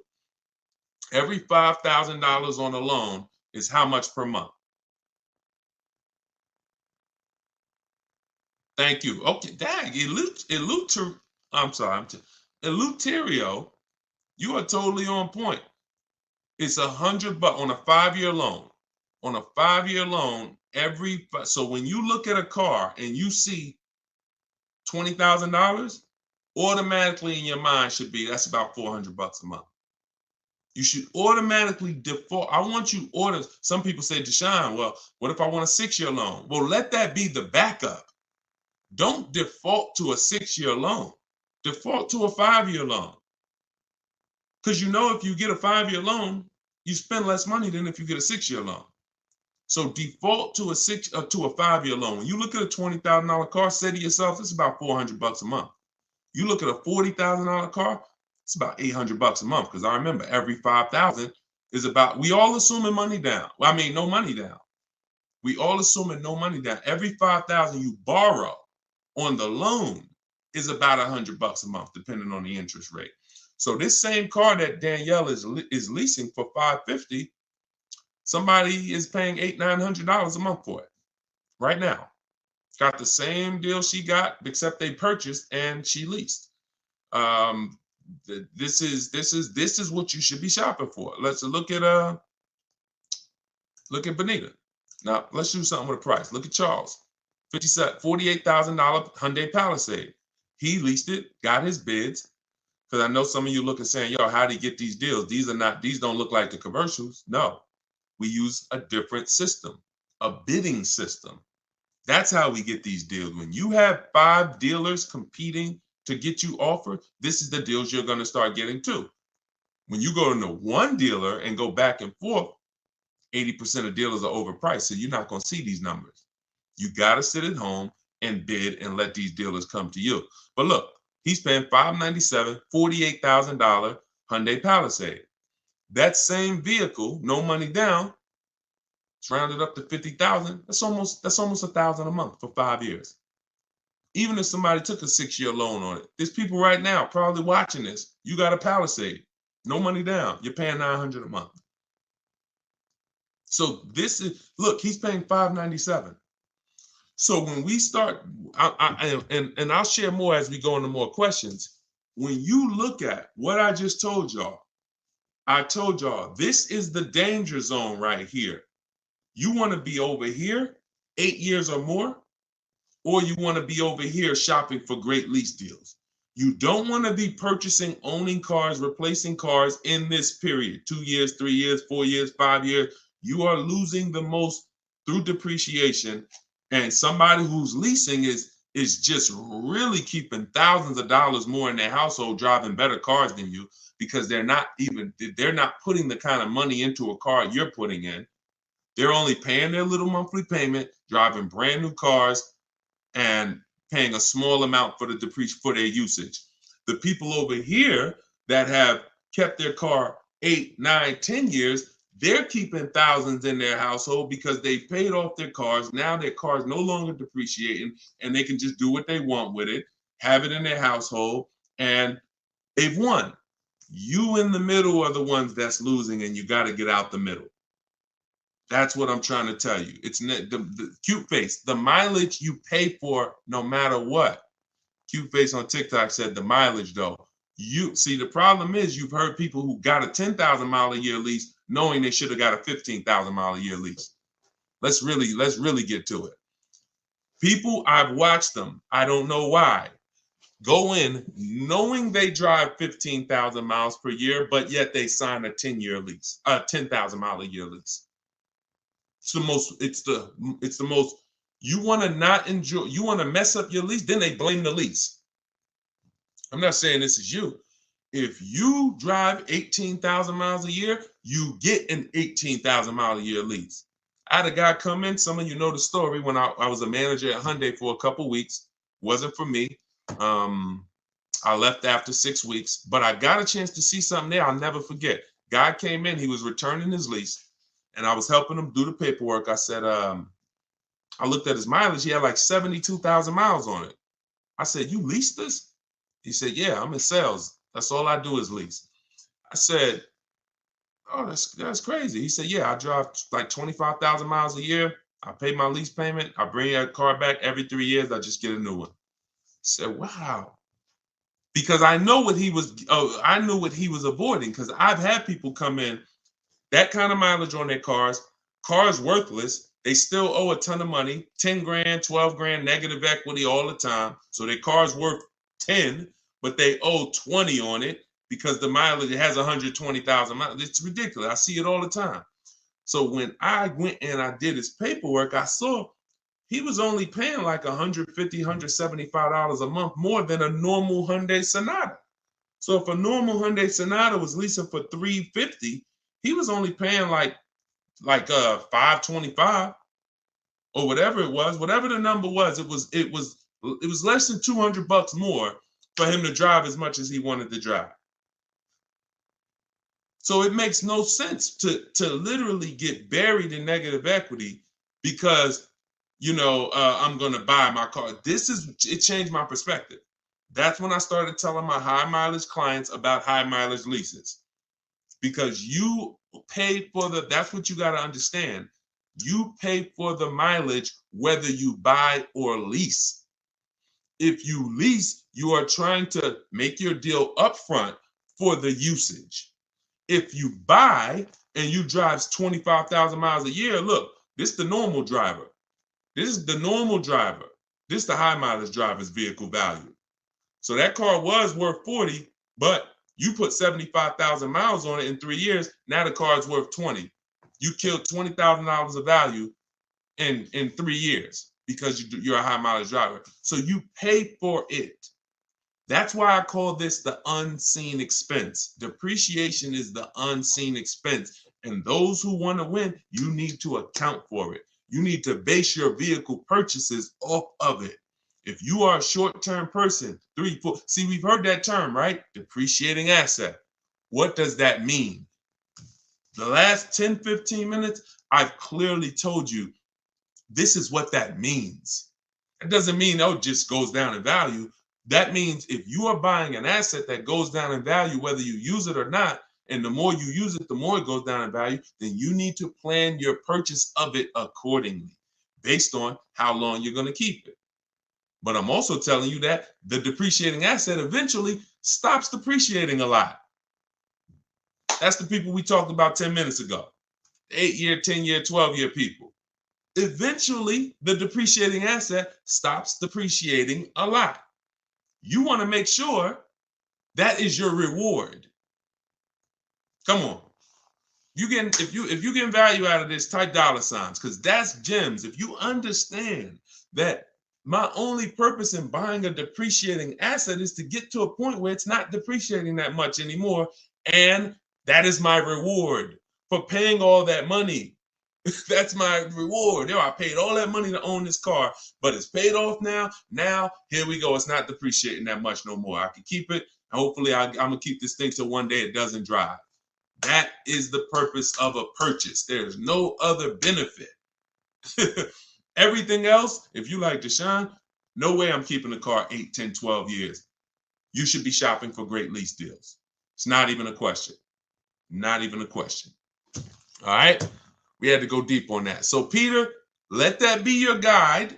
Everything I'm teaching you guys, this is in my book, Cars from Home, 7 Steps to Saving Time, Money, and Avoiding Dealerships. It's a digital book.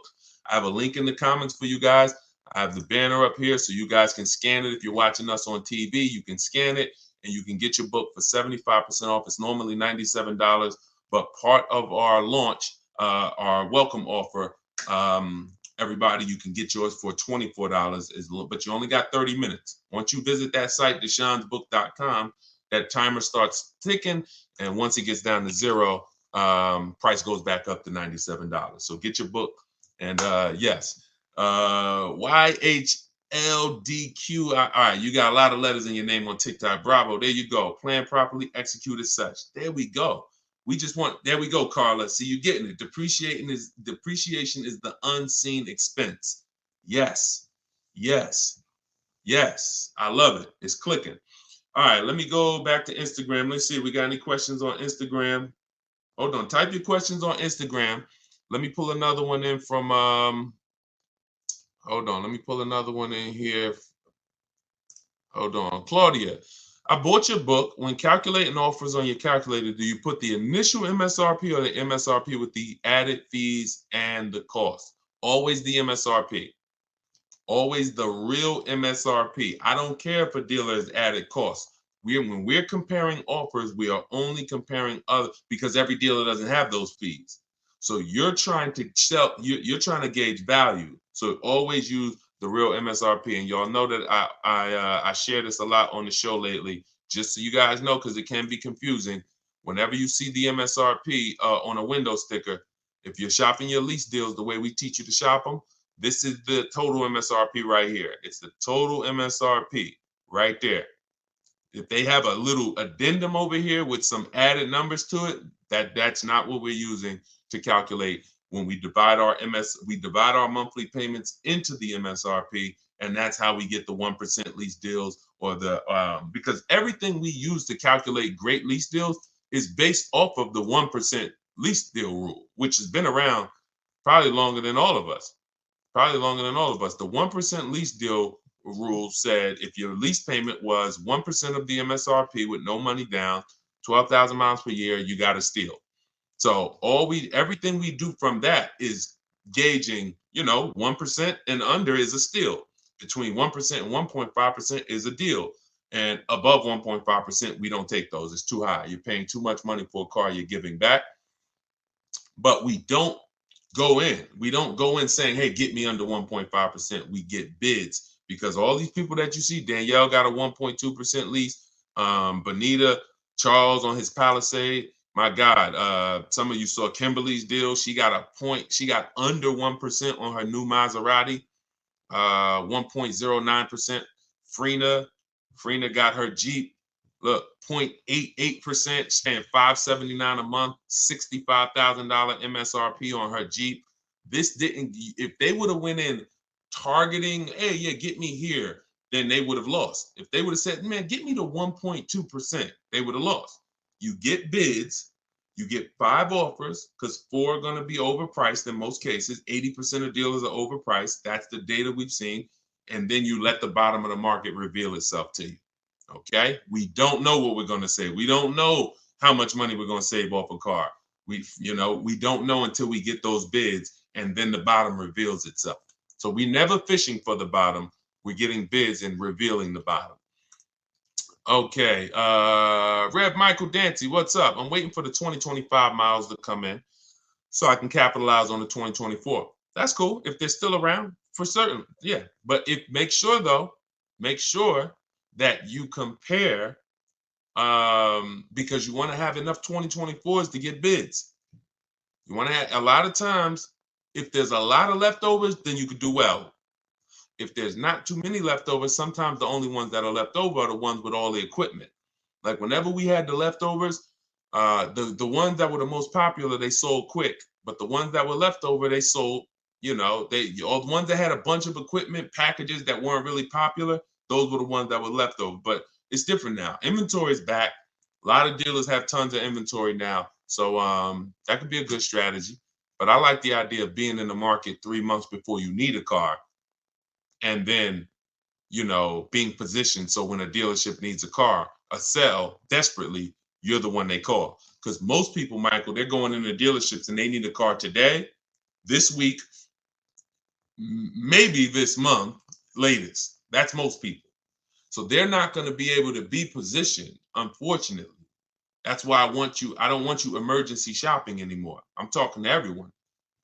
When you're using a bidding system, you're reaching out, you're contacting multiple dealers. I have a system in my book, I call it the 25 to 5.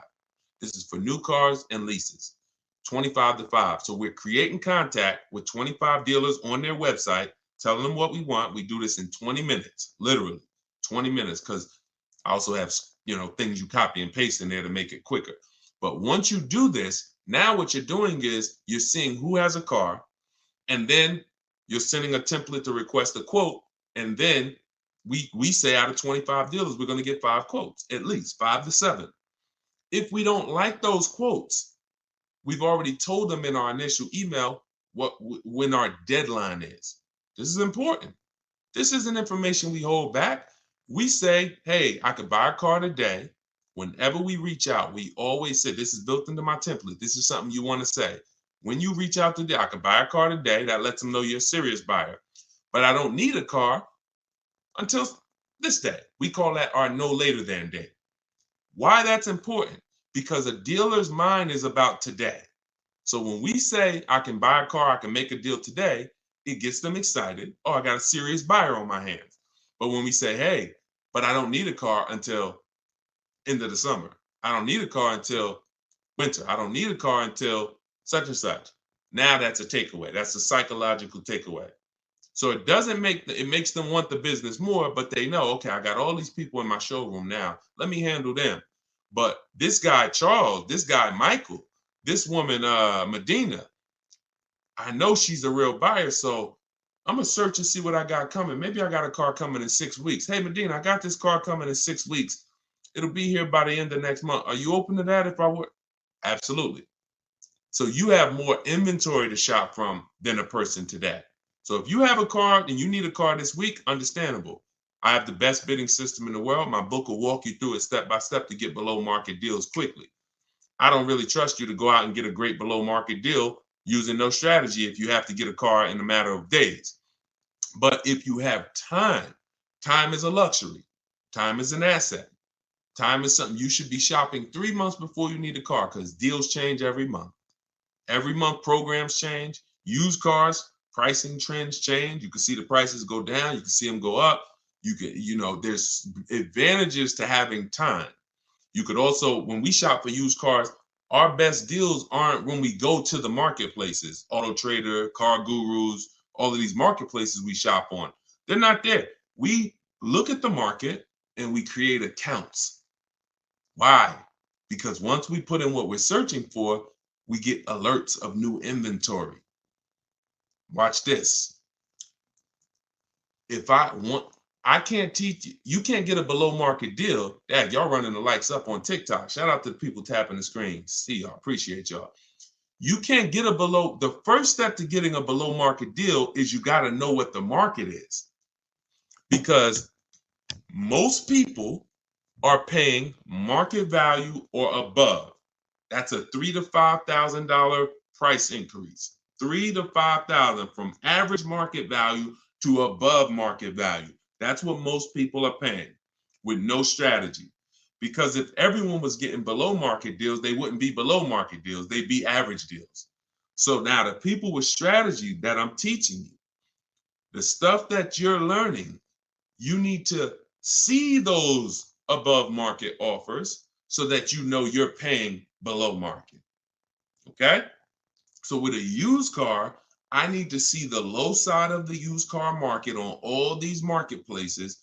I need to have alerts on so that every single car that pops up, soon as it hits the marketplace, I get a notification of it. Because no one else is going to know the market on this car like you will. Once I walk you through this, once you follow these simple steps and not just winging it, you look at the market. We always sort from lowest to highest price. This is what I did with my Infiniti truck I bought a little while ago. And I saw what the lowest prices was, and then I turned on the alerts. So I turned on the alerts, but I saw when I got mine, I didn't need to wait for the alerts because I saw a deal so good, I just jumped on it because I saw it literally in 48 hours. I narrowed it down to my top 4, and it was one deal that was so good. So, but it's a multi-step process. But so here's what, so the point is, new cars and leases, we see below market. The only way to get below market prices is to have 4 or 5 or 6 higher offers. That means you got the below market because I had 4 or 5 or 6 higher offers than the one I accepted. On a used car, I need to see other used cars that are priced $2,000, $3,000, $4,000, $5,000, $6,000 more than the one I ended up getting, because that's the way it is all the time. And as long as you hold to these rules, you'll understand this is my target. Okay? You only do this once. Once you learn this process, y'all, it's rinse and repeat too. It's harder the first time because this is not my first time. I didn't even know I needed a strategy to shop for a car. But now you see, if I want to save thousands of dollars, get below market deals, I need a strategy. But once you do it, this thing, that's why I can do it in my sleep, because I've done this 10, 15 times for myself. I've done it for other people, and I've taught a lot of people to do it. Trust me when I tell you, this is not rocket science right here. Tiffany got my book, and she wrote me, she just saved $6,300, $6,500 off her 2024 Mazda she just got. So, but it's a mindset. Bigger than the techniques. Let's get back to the questions. But bigger than the questions is your mindset set up and focused on below market deals and bids? That's, if I had to narrow it down to 2 things, below market deals and bids. And I throw one more in there. Well, which is really bids. Don't talk numbers in the dealership. Everything happens at home. All right. Let's go. Let's go back to the questions. All right. Queens Medina says, so it's not a whole lot of Mazda dealerships in the area for competition. Go wider. Go wider. Go on the website, put your zip code in, go wider. Look, you don't think the dealers know that in your area? So if a dealer knows it's only 6 Mazda dealers within a 30-mile radius, you don't think they know that? Not going to get aggressive. They don't expect someone to drive 100 miles to go get their Mazda.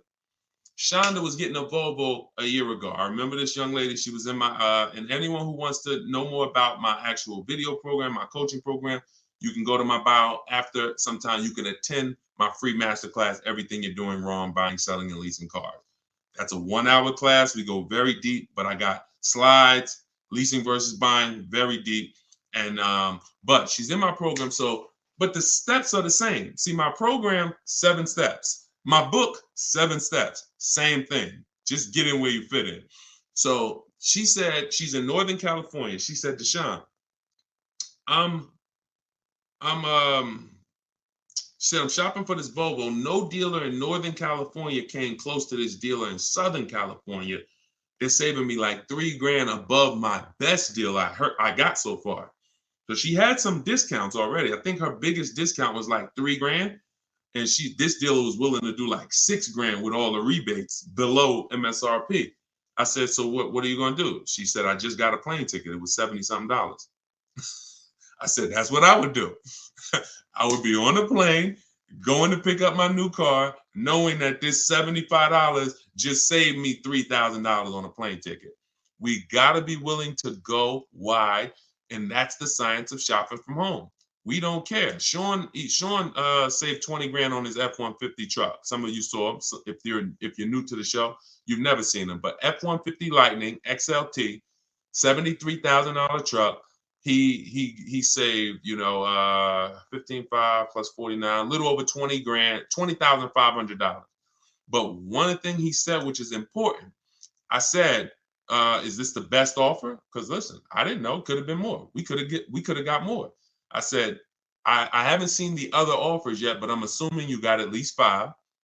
You're saving over 20 grand on this with the discount and rebate.